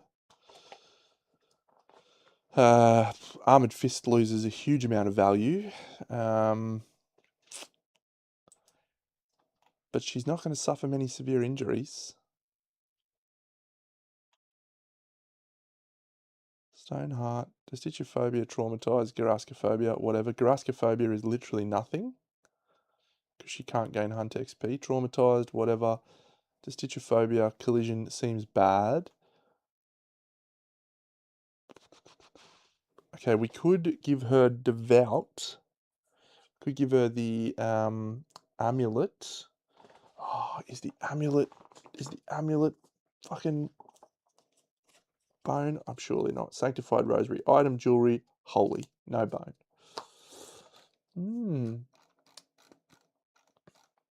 I'm not sure how to approach her now.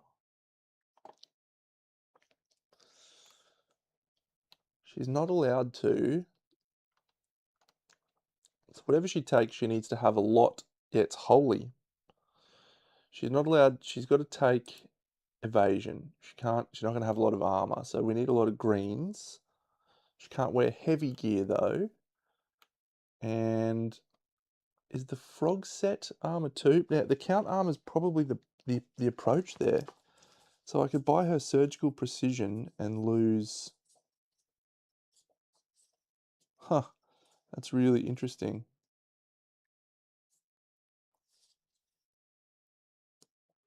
But then I wouldn't be able to use monster grease. Because her fist and tooth will gain sharp then. Not heavy, not heavy, not heavy, not heavy. Is the Unbreakable Zanbardo heavy? It's not. It's a weapon melee grand two-handed bone mineral. Not heavy. Okay, she's maybe going to have a little dip. Pluto's definitely going out. His weapon proficiency is 8, so he's going to get armor to the max. And who else could we take that's actually going to be a decent chance here? Is Merkel coming back out for a ride? They see me rolling. No, she's got the deprivation skin suit. She's got speed 3 actually. If we get a scout hunt event, we could get a oxidized lantern sword. That could be fun. All her gear is noisy. Can only depart if she's got... So is the deprivation skin suit just an item? What speed is she? She's only movement 5. She's just not very good. Sorry, Merkel.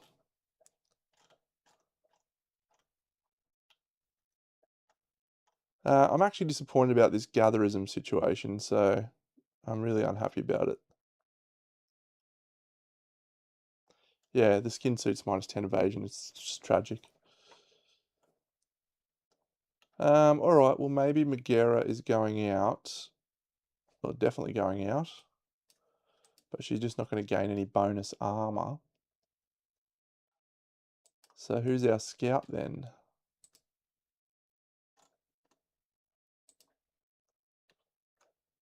Pegia is a Marrowist. Marrowist, Gourmandist, Optimist. Yeah. Okay, I've got to try and make this crest crown work because I feel like the crest crown is a good option.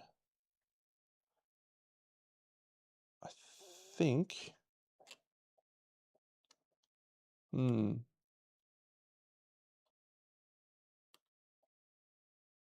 We need the left red. So if we went on this alpha set, I think we can make this work. So I could make the alpha greaves here, and I could make this here. So working so far. I could put the alpha gambison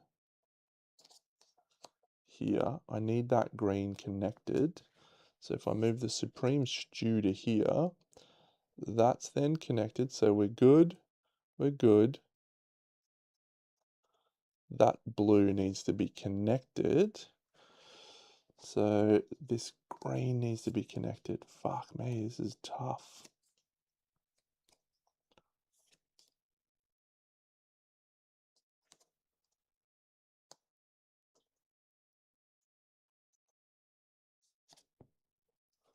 And I need a blue there. The Fortune Lantern cuirass goes there. So that being connected just gets us on arrival gain 5 insanity. We don't need that, I don't think. That's 1 green, 2 green. we need 3. It's 2 blue and it's 3 red. So if I was to go green charm, we actually trigger it, but it doesn't do us any good there. So can I... But everything else about that's pretty good. I just definitely like this extra thing.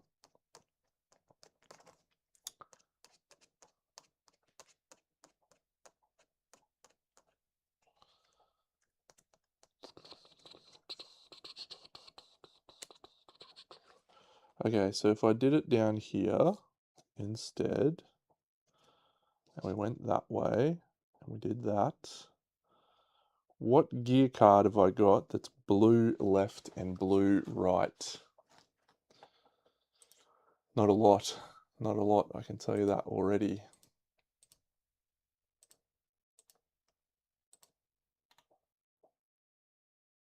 Alpha Glare, the Worn Seeking Bow, Item Smith's Lens.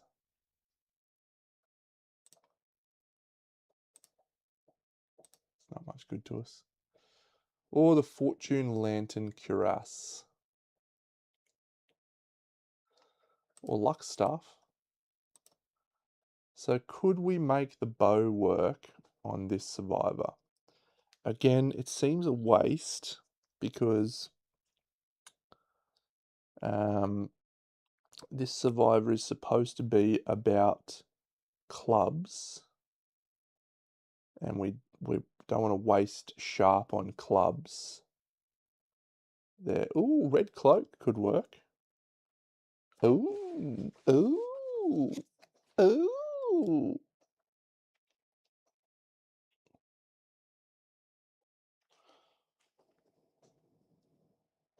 One, two, three, 4 blues. Blue charm as well would be cool. No scalpel, but we can put the scalpel up here, and that's fine. That's triggered. No bandages, but we do have first aid kits. So what are we missing from this set? We've got 1, 2, 3. Here's the thing to keep in mind. We don't actually need the helmet. The helmet is not essential for this refined lantern armor. We still get 5 armor, but she doesn't get the bonus armor at that location. We need 2 greens activated. Oh, that's so close. That's so close. Look at that stupid direction. Yep, that doesn't work either.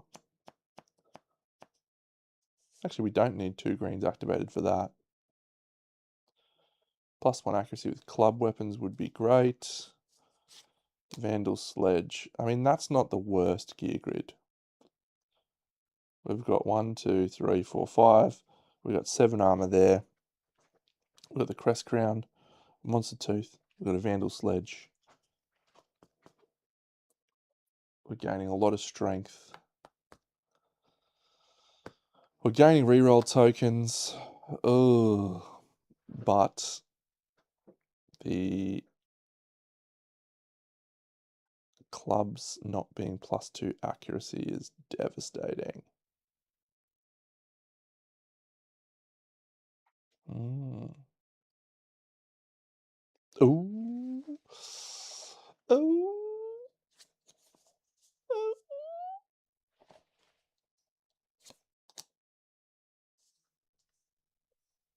Ugh.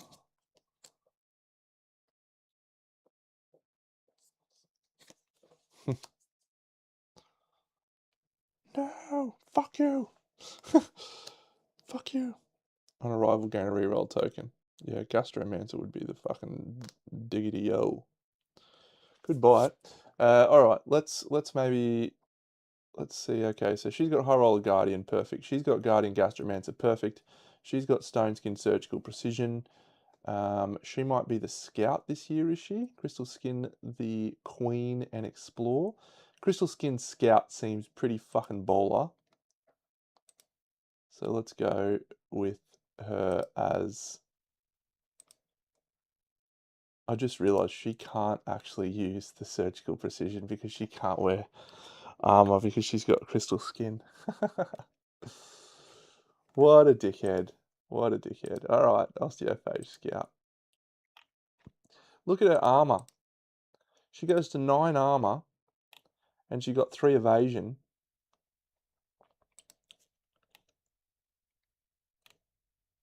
Because she's got Osteophage and Crystal Skin. What an absolute animal. I just need to get her some speed. Maybe we should hunt a frog dog so we can get another recipe.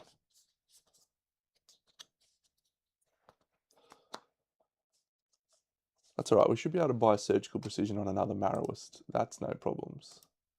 Okay, she's a scout, so she's a great scout. She's going to be our scout for the rest of the game. She can't gain XP, so we don't have to worry about her. She just rocks scoutness. She can't gain disorders. She's fantastic. Pluto, he's great. He doesn't have to get any more shit abilities. He has 5 Lumi, so we can buy him a knowledge. Let's try and buy him Pack Leader. So, I'm going to spend a lot of Lumi here, because I don't need anything else, Lumi for anything else. So I've got 1, 2, 3, 4, 5, 6, 11, 14, 9 Lumi there. So 25. All right, so I'm potentially going to flip 25 knowledges here until I get Pack Leader. Okay, let's go. All right, 1, 2, Desperate Strike's nice. 3, 4, 5, Positivity. 6, Herb Grinder. 7, Phytologist 8. 9, Death Sense. 10, 11, Fingernail Door. 12, 13, High Roller. 14, 15, Feedback Loop. 16, 17, 18, Osteophage. 19,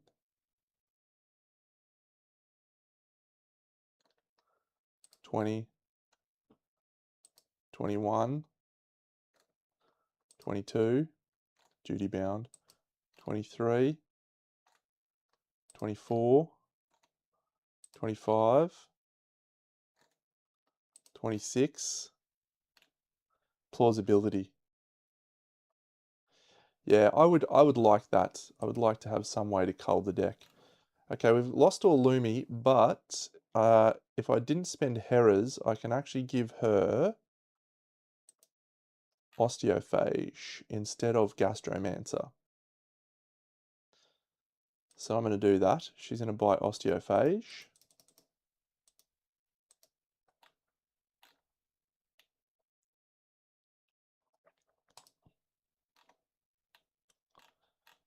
And that will do some good stuff for us, I think.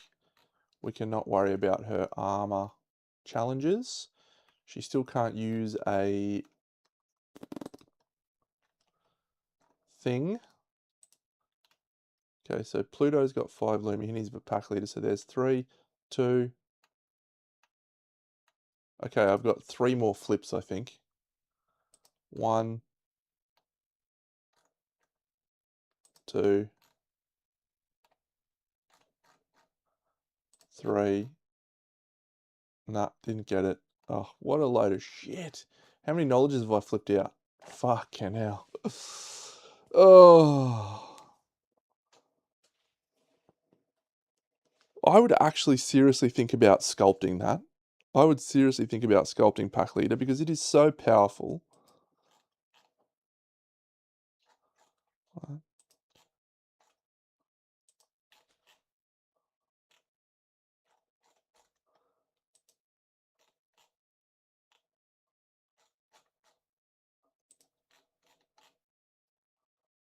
There it is. Let's count them up. 1, 2, 3, 4, 5, 6, 7, 8, 9, 10, 11, 12, 13, 14, 15, 16, 17, 18, 19, 20, 21, 22, 23, 24, 25, 26, 27, 28, 29, 30, 31, 32, 33, 34, 35, 36, 37, 38, 39. Okay, 39.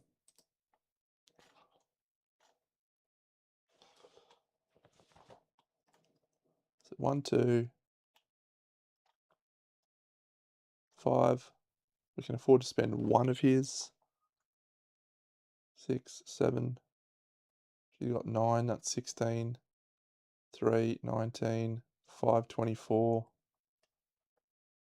27, 30. So I could actually do the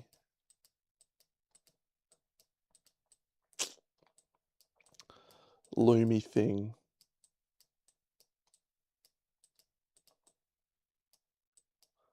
For 3 endeavors, gain 4 Loomy. And if I did that instead of...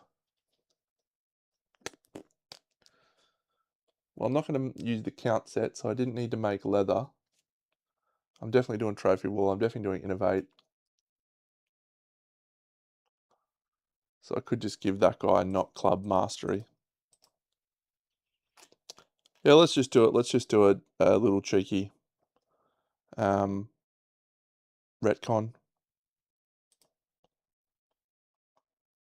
Cheeky retcon. I just want to have pack leader. I think it's fun. And also very useful for this hunt.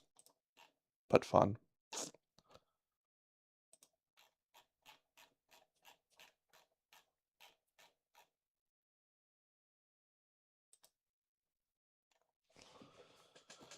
Cool. We got no Loomy on anyone. Whole settlement's chocker full of Loomy. All gone. So we've got 5 survivors now. We got exactly what I want. That's all cool. I bet you if I shuffled the deck, I'd do it. Sweet. Now I'm not buying anything else because the Loomy is all spent. Okay, so Eggia is a Marrowist, and she has club spec. So we want to use a club with her, but we don't need to use her with Marrowism, so that's fine. So she's probably the pack leader. She's probably the alpha armor set. Yeah, Settlement's got no Loomy. We've cashed out all our Loomy. This chick is definitely rocking this set without too many changes, I think. It's a black and red armor set. We've got the Worn Seeking Bow. We've got the Luck. We've got Trophy Taker to try and jank a wound. So that's cool. And we've got a Grease on the side. Not an Acanthus, a Grease.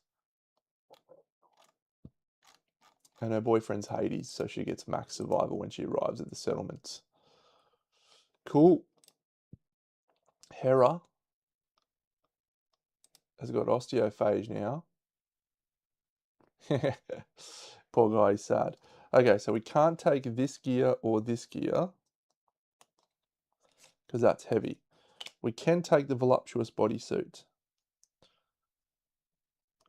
We probably are going to have some challenges now activating that green charm. None of these are heavy. What else can we take that is not heavy? So definitely Sanctified Rosary gets us a green down. And can't take the Bone Club. So we're probably, the Vandal Pike we can take. Left blue is a Luck Charm. We need one more Luck Charm. Oh, can I make a Crest Crown work here? I don't think I can, no. That's never going to work. We need a red. Dead men tell no tales. That's good. So wearing the Mage Hood prevents us from doing anything cool. As does wearing a shield. What's a green down that isn't heavy? We're getting into some cool gear grid stuff now, by the way. Iron Hand. Reckon that's heavy? Probably. Pumpkin.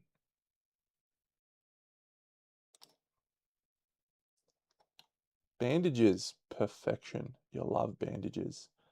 Bandages are just absolutely baller. Also the meal gear. Is this our gourmandist? It is our gourmandist. Okay, well it's the Supreme Stew is the blue down. Green down. Okay, so I need to come up with one more green somehow. So a sickle and bandages probably gets us done. And we might as well take the whip out on the hunt. Hurts us not at all.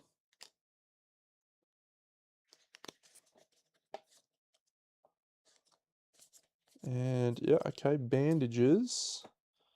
And then I just need the green up.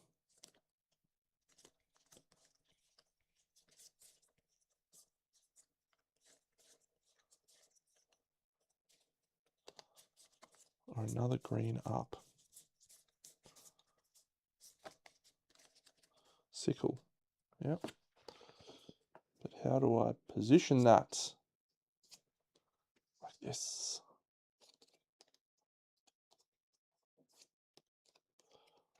Ba ba bum. Ba ba bum bum bum bum. Ba ba bum bum. The final countdown. So what's our backup weapon for there? Don't say that, Finn. That's a scary thought. What's a backup weapon there? The Reaper, the Dashing Reaper is a good weapon. The Vandal Broadaxe is fine. Would be able to be activated actually, probably, maybe.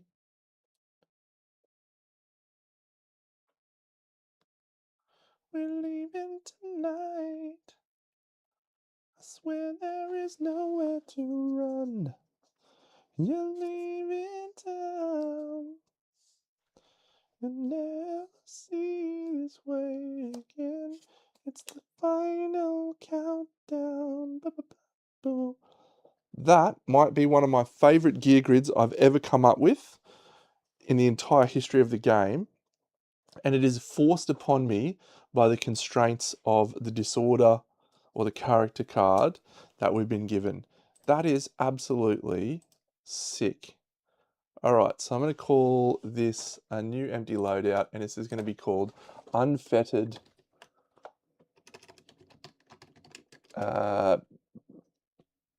Chick. Cool. So this is a voluptuous bodysuit, which is a seed pattern. So that gives us 1 armor to all hit locations. We're flying in with a grease, so that gives us 2 evasion. We're following suit with the Supreme Stew meal gear, which comes from Supreme Cuisine, and we're just tacking a little Sanctified Rosary in there, if you don't mind. And when you arrive at the showdown, the Sanctified Rosary, if you're devout, which is, gives a +2 to all hit locations. We're then going to bang a cheeky little lucky charm in there from the organ grinder. We're going to grab some bandages from the bone smithery, no, from the skinnery. We will pop a little bone sickle in there. And we will give us a grapple claw just for whip purposes. And oh, what do you know, it also activates the Vandal Broadaxe from the Great Hall. So Vandal Broadaxe activated. If you move more than 6 spaces, gain Deadly 3. So 2 strength, 1 or 2 evasion, 4 strength. The only thing that would make that better is if I had a Drydacanthus in there. I just don't see any way to put a Drydacanthus in there. Any way at all. Technically, we probably don't need the Vandal Broadaxe there. Like, it's not a necessity. But look at her armor. 6 armor is not actually her full armor because she gets up to 9 thanks to the Sanctified Rosary and the voluptuous bodysuit. That's just a good set. So we still got our fist and tooth. We've still got Stoneheart and the thing. So we're going to have +3 to all severe injury rolls. It says you cannot depart while wearing heavy gear or gear with a printed armor value that is higher than 2. No heavy gear, no gear with an armor value higher than 2, and yet still 9 armor at all locations, as well as 2 evasion from the Monster Grease and 4 strength from the Supreme Stew, which gets us an accuracy, but we don't need it anymore because we've got the thing. So when we depart, accuracy or speed token, we take a speed token. Oh, man. That's up there with my favorite ever gear grids. Well done, Deno. That is fantastic. Okay, so Juno, I think we're pretty much set on her. We start off with a deflect. By the way, Trophy Taker's now 2 speed, hitting on an 8. Pretty good. So we should be able to try and trigger that. So, yep, so she's got Gastromancer, so she's got a Monster Grease there as well. Yep, I really like that. I really like that a lot. Now, the question is I mean, that Worn-Seeking Bow has really done well for us. It's printed money. It's range 8, which is fantastic. If we can get her bow mastery, we ignore cumbersome on bows, and so she would just become an absolute superstar. I'm just going to get rid of everyone's Loomy, so I'm not getting greedy. Eggia. Okay, so Eggia is a club guy, but Pluto is our club optimist, so this set has to be Pluto. And so I guess that means we're trying to rock the crest crown up here. So let's do this. Royal Scalpel probably comes back in there. Vandal Sledge and Luck Charm. Absolutely nothing wrong with that. Starts a settlement, a showdown with 2 reroll tokens. Because of that being an optimist, and also the Fortune Lantern Helm. Has a luck. He's now got, and he's +2 with clubs. Fantastic. His movement +1 because the Soldier Lantern Cuirass is only -1 movement. He's 1 luck.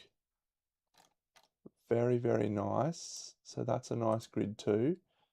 Doesn't calculate the armor correctly, but it is actually 9 armor at all locations. And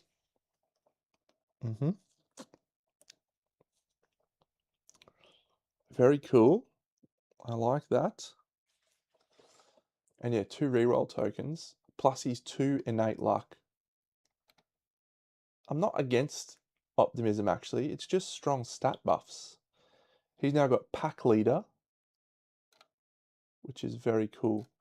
It would be much better if Pack Leader was on this set, but the Vandal Sledge being sharp is just impossible to pass up on. And he's a club master. What would be great was if we just built a second Vandal Sledge. That would be sick.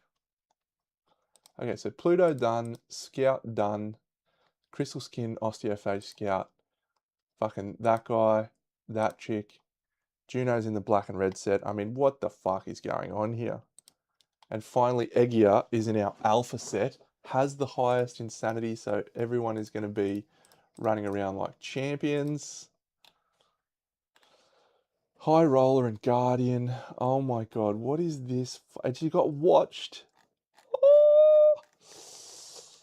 Well.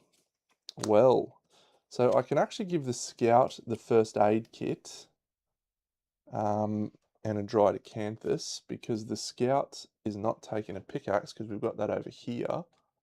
He can crit the level 3, unlikely to, but can. So that'll just be a first aid kit. We're already heavy, so this is no additional risk. And shit, we might as well take, I don't think we need iron anymore. So I think we probably just take the scavenger kit.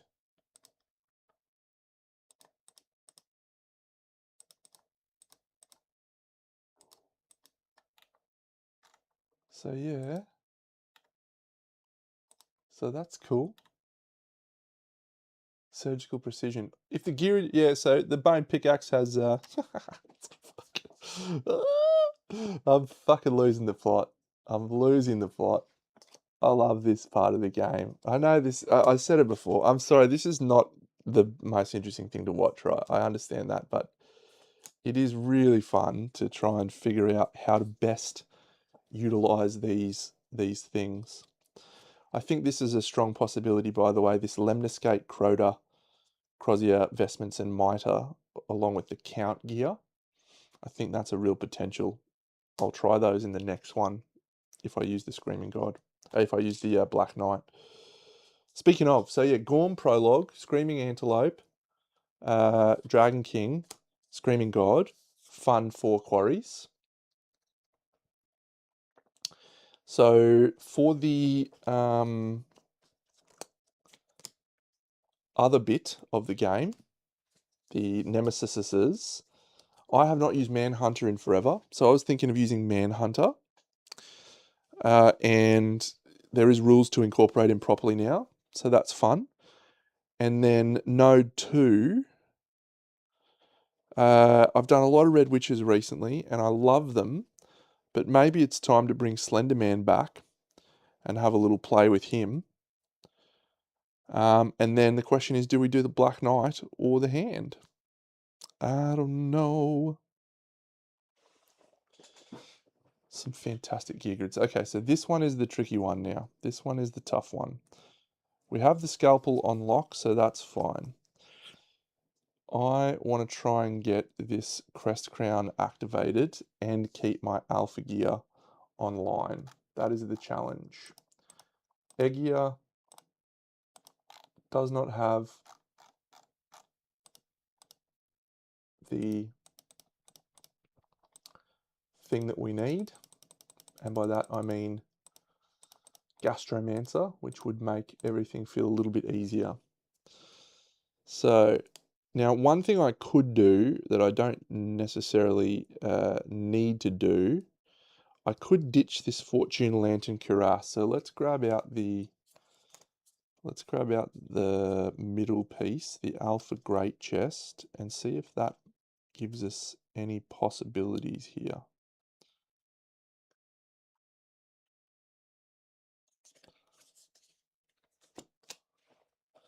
So let's just start with this as a baseline.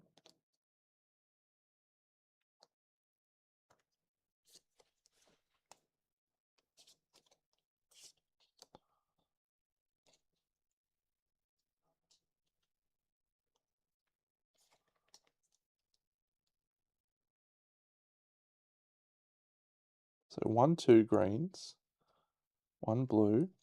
So we need a left-facing red. So there's potentially the 3rd green.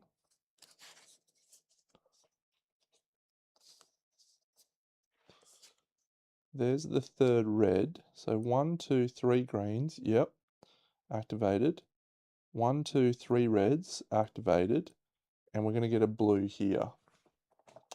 He doesn't know. It's really dumb. Up facing blue weapons. Not many. Dragon Slayer?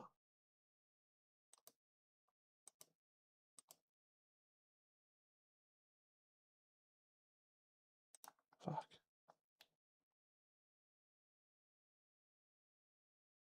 Frog Doggles, no. Gambler's Lantern.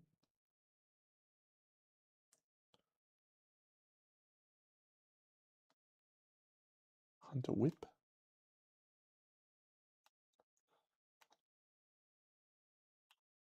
Sword of Doom.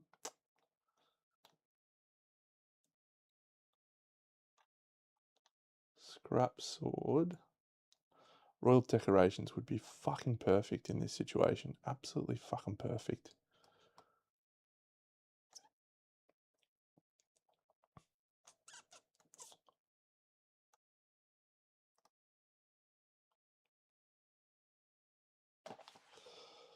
Okay, well, if I do that,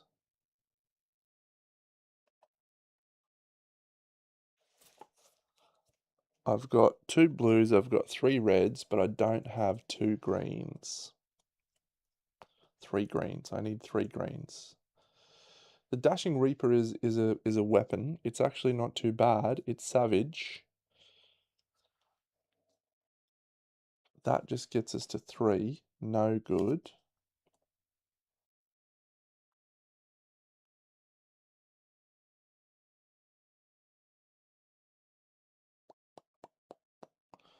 I don't need to activate that red left that way. I could actually slide this across. I do need to activate that down green, definitely. Savage will be difficult to pull off in this fight. That is a very astute observation.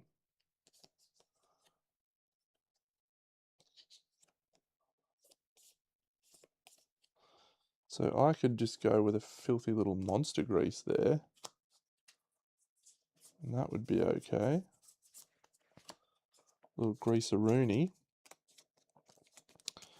Now the question is, if I'm only doing that, do I need the Alpha Great Chest activated to activate it, or could I go back to the Fortune Lantern thing?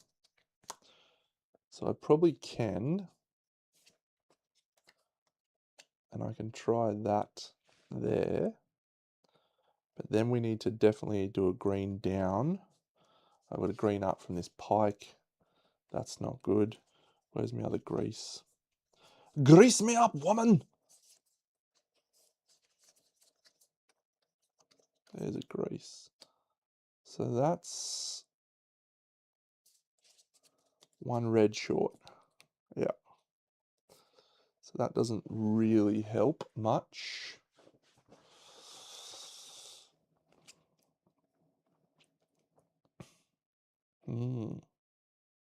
Okay, so I think we can go back to the great chest.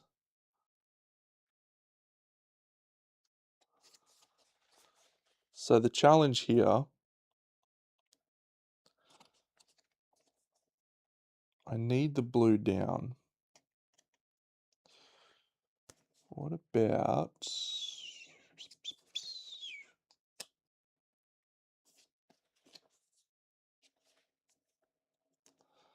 Where are bandages? Bandages are facing the wrong way.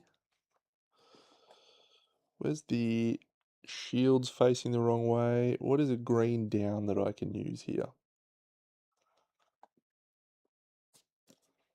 The helmet goes there. We're still a red short.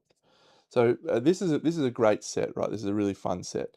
The challenge that I'm trying to solve for is there's 2 things that I think you absolutely have to activate. The Crest Crown, I bought it. I want to use it. It allows you to reshuffle the deck, the hit location deck. You can just use an action to reshuffle it. Can be really powerful, especially if you're like, do I want to risk the trap? No, let's shuffle it, and then you really reduce the risk. You also gain 1 insanity and 1 survival for every blue you have. Can be fun. So the challenge with this grid that I'm trying to activate is I also need to activate the Alpha Greaves. That requires 3 green and 3 red and 2 blue. And the amount of opportunities I've got is, or the amount of ways I can do that is not a lot.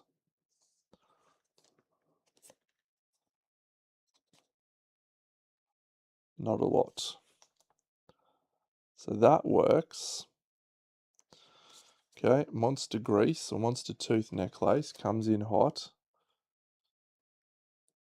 But this, unfortunately, leaves us light on for the greens because we need 3 greens. We're not going to be able to activate 3 greens. It is a huge number of affinities, and I think this is great design of this ability, because you have to do everything to activate that, basically. So if we did this and this, a left-facing green, Sword of Silence is a left-facing green. Wish that wasn't destroyed. Mage's Hood is an item cloth. Ooh, that could be interesting. The legs are incredible. Yeah, really, really strong.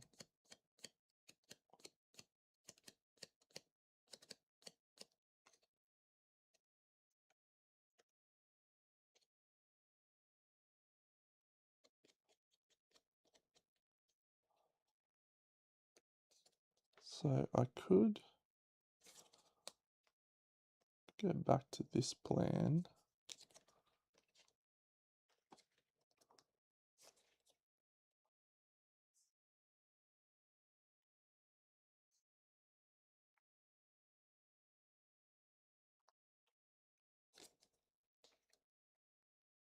That's a fucking terrible plan.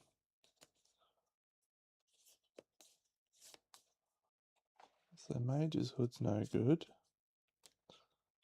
This Alpha Gambison is the only up blue. So that almost has to be there unless we take the Great Cloak and put it down the bottom. The Fortune Lantern Cuirass. So that's cool. That triggers that. That triggers that.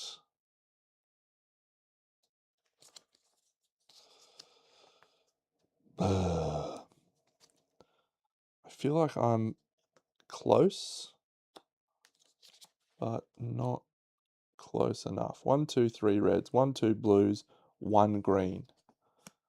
So I need, hang on a second, was it the first aid kit? And then the Dashing Reaper? Have I done it? I think I've done it. 1, 2, 3 green, 1, 2 blue, 1, 2, 3 red. Crest Crown, blue, blue, red. Fortune Lantern Cuirass, getting that. Activating that. Activating that. He's done it. Okay, so the Dashing Reaper is not my best option, but I don't think there's a lot of other... Oh, Unbreakable Zanbardo would be fine. Also would slot in there quite nicely. So maybe we'll try and use that, but we don't have that thing that lets it lose frail. Yeah, I think I've done that. I think we've done it. That's cool. So the green charm goes with this Count Armor set. Is that bone? It's not bone, is it? Oh, can't do it. Well, yeah, green charm would have been a dream, but it's just not possible. The Crest Crown. I think the Crest Crown is worth trying for, certainly. Yeah. So if we went back to the Alpha chest, then I think we can also do some stuff there. Maybe. Let's just check the Alpha chest. So let's say the Alpha chest is here.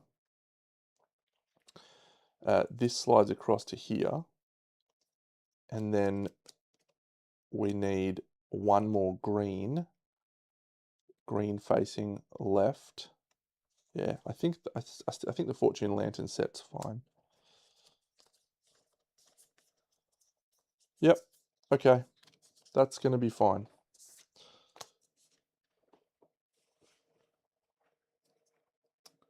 That's going to be pretty okay. And if we get the count set up and running next year, we can do some fun stuff with this. Yeah, I think we're pretty happy with that. That's going to be fine. So Crest Crown, always cool to activate. Especially, and activating in that grid is wild. So Eggia, let's just make your loadout. So you are now going to be the Alpha Dagger. And yeah, okay, so So we're going to do some sliding around. So that goes up, that goes, oh, come on, Deno. That goes up, that goes there, that goes there, that goes there. Yeah, yeah, yeah, yeah. So, oh, that goes there. This is the crest crown from the plumery. And this is the Gaming Gazebo Fortune Lantern Cuirass. And this is the Barber Surgeon First Aid Kit. So, 1, 2, 3 greens, 1, 2, 3 reds, 2 blues. I've done it. That's amazing. Crest Crown activated. Alpha Greaves activated. Alpha Armor's online. We've still got 2 strength from the Monster Tooth. We don't have a luck, but we're not really rocking a weapon that is luck. Great. Yeah, 2 first aid kits is always a treat. Get yourself 6 survival when you arrive at the showdown. Yeah, that's pretty cool. So is that 10 armor at every location? How so? Oh, because I've got the watched. Now she's got a club spec. It's not going to help her, but we do have dagger mastery in the settlement, so she's got dagger spec, which is fine. I think dagger spec is pretty good. The dashing reaper is not great really as a weapon. If there was a better right-facing green weapon, we would probably take that. I don't think there is. Lion skin cloak, that'd be fun if we can make that. And just fist and tooth. Ooh, that's interesting.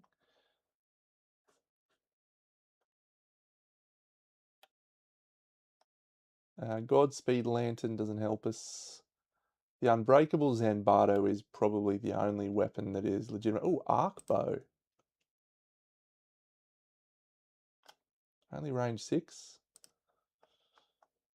Feather Mantle is obviously not going to be used. Preserve Dogpole. Maybe the Dogpole gets its moment to shine. No. Sword of Silence. The Staff of Honed Ideals is from Snow, her set. Hyperelastic Sword. If you fail to win a hit location. Not really. Green Power Core. Yeah. Okay, so we've basically got the best possible weapon we could get, which is the Dashing Reaper. There may be some other pattern gear that might fit, but for now, that's it. So I'm happy with that. That's some absolutely kick-ass survivors. I don't know that gear grids are going to change much from this point. Maybe they will fractionally, but let me just look at the gear grids I've got. So that's awesome. So Osteophage Scout, yes. Leyline Maros, yes. Black and Red Seeker, Alpha Dagger. Lantern Club is probably on the wayside.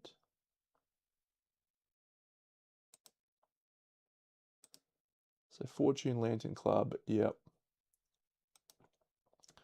Lantern Club is gone.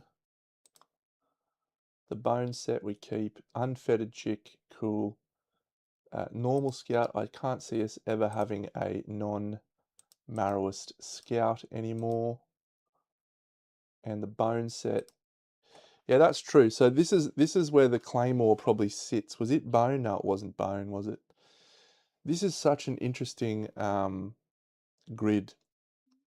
This is such an interesting design, this one. We add the scrap shield into there. It's a left-facing red. That actually helps quite a bit. We can actually probably tweak a few things with that. And yeah, we've got a sharp bone club. We're going to have something in the vicinity of 5 speed and 6 bonus strength. It's quite good. I think, did I go straight to a level 2? 3 and 7, 8. I've got 8 from the Phoenix. We can't get the meal. What's the meal do? Supreme Cuisine. Time milk. Huh. Okay. Screaming Antelope's a really nice one. It's a down red. Fetid Frog Fetter, pretty cool.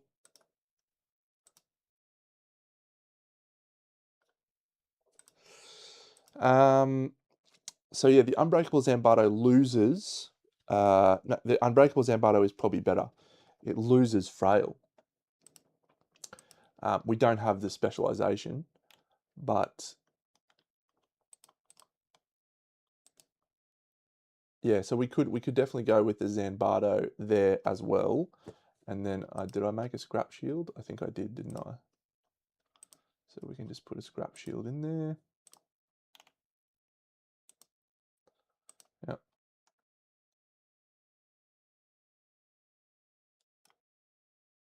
So that grid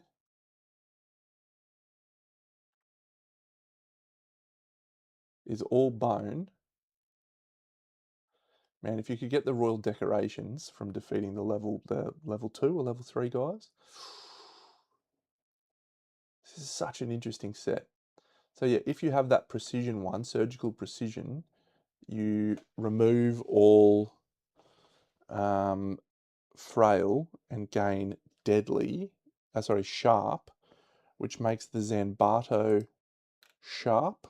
Did I pop in a...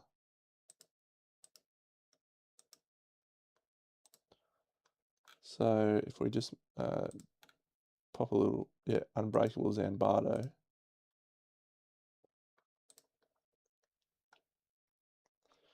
It's a super interesting grid.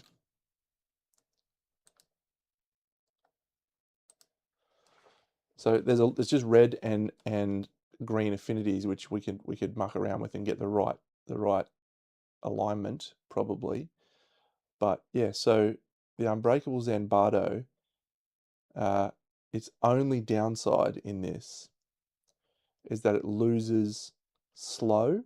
Sorry, it's got slow, so we get no benefit from the bone earrings.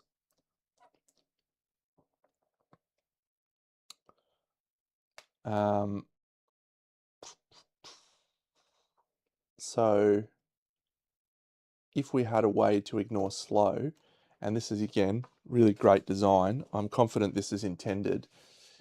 You can't get that Maroism level 4 level up stops you from wearing any armor at any location. So you can't get the count set tweaking that. Devastating one is so tempting though. Here's the thing, right? You could just put it in your gear grid anyway, and then use a token to activate an attack.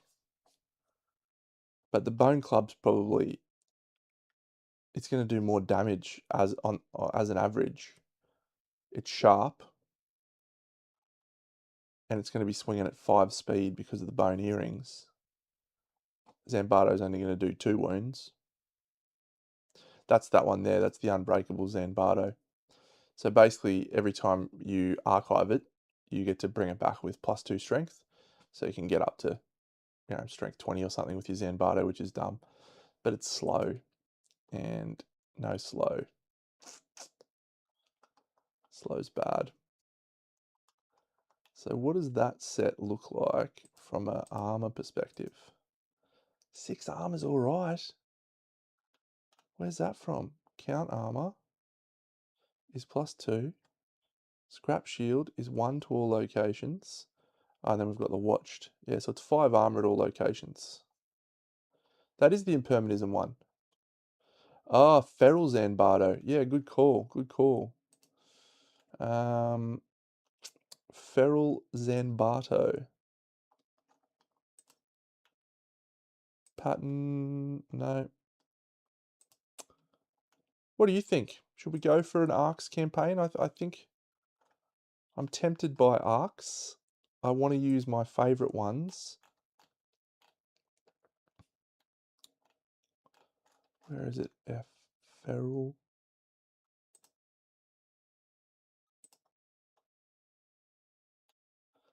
Barbed 4, Deadly 2. Interesting. Interesting. Still slow. deadly 2, barbed, has devastating while you are frenzied.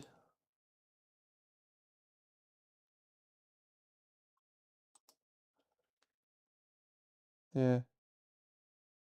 Doesn't excite me that much. We also haven't got any grand weapon masters or proficiencies, so it's probably late at this point to go for it. Strength 11 is so good on that refined lantern axe.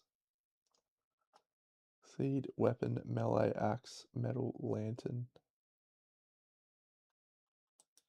Frenzy is ignore slow, yes, but it is also forget about your weapon proficiencies, can't spend survival, unless you have, there's a few instances where you can, but not many, if any. How many dudes you know got skills to go and rock a show like this? I don't know anybody. Check to the mic, check 1, 2, come through. Are you hype yet? We're done. We're going to be back tomorrow night, and we're going to play a wonderful level 3 Screaming God, and see what we can pick up from that, and that's great. Next campaign, keen to hear your thoughts on arcs, non-arcs. We'll definitely play the thing, but I do have a couple of games, so I'm going to put the game away for a little bit. I'll probably leave the board set up, but I've got a few games to play that I need to play. I just got the print and play files for this new Stonefall, which is the new Best with One games. Looks really cool. So about dwarves trying to escape a mountain after being attacked by goblins. Right up my alley. I've already showed off Witch Hunter artwork, which is incredible. So I want to do that one. I've got to print and play those. And then, of course, we've got Storybook Saga, which we looked at the other day, which looks great fun as well. So, yeah, just some nice little games. Just play a few of those. And then we'll probably run back a second campaign. And then I'm going to whip out Primal, because I've got all of the biomes and the new Hunter models that I'd like to use for Primal. So get around it. Could be like that. I never played Unbroken, but I did hear good things about it, actually. I heard good things about it. What a crazy gear grid session that was tonight. That's my favorite things I've ever done, I reckon. This one's just okay, but that one, and that one are absolute bangers. Get around it. And don't forget, when we start the next session, we've got Trophy Wall. What's Optimism level 3? Gain a Lumi. Gain a Luck. Gain a Movement. Gain a Luck. Gain a Strength. Optimism is just pretty good for stats.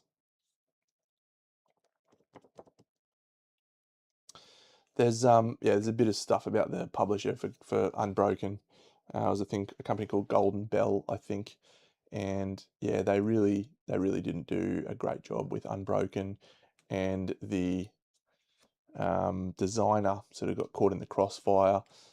Poor guy has been working hard to somehow pull together the money to print stuff, print the games and send it to people. There was people waiting like a long time afterwards, and yeah, but the designer sort of pulled himself out of the muck, but that company has absolutely gotten hammered.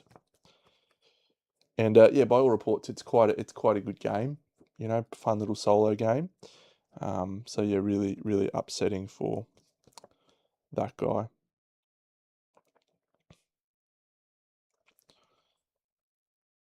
No, I'm not loving Optimism, but it is just banking stats, isn't it?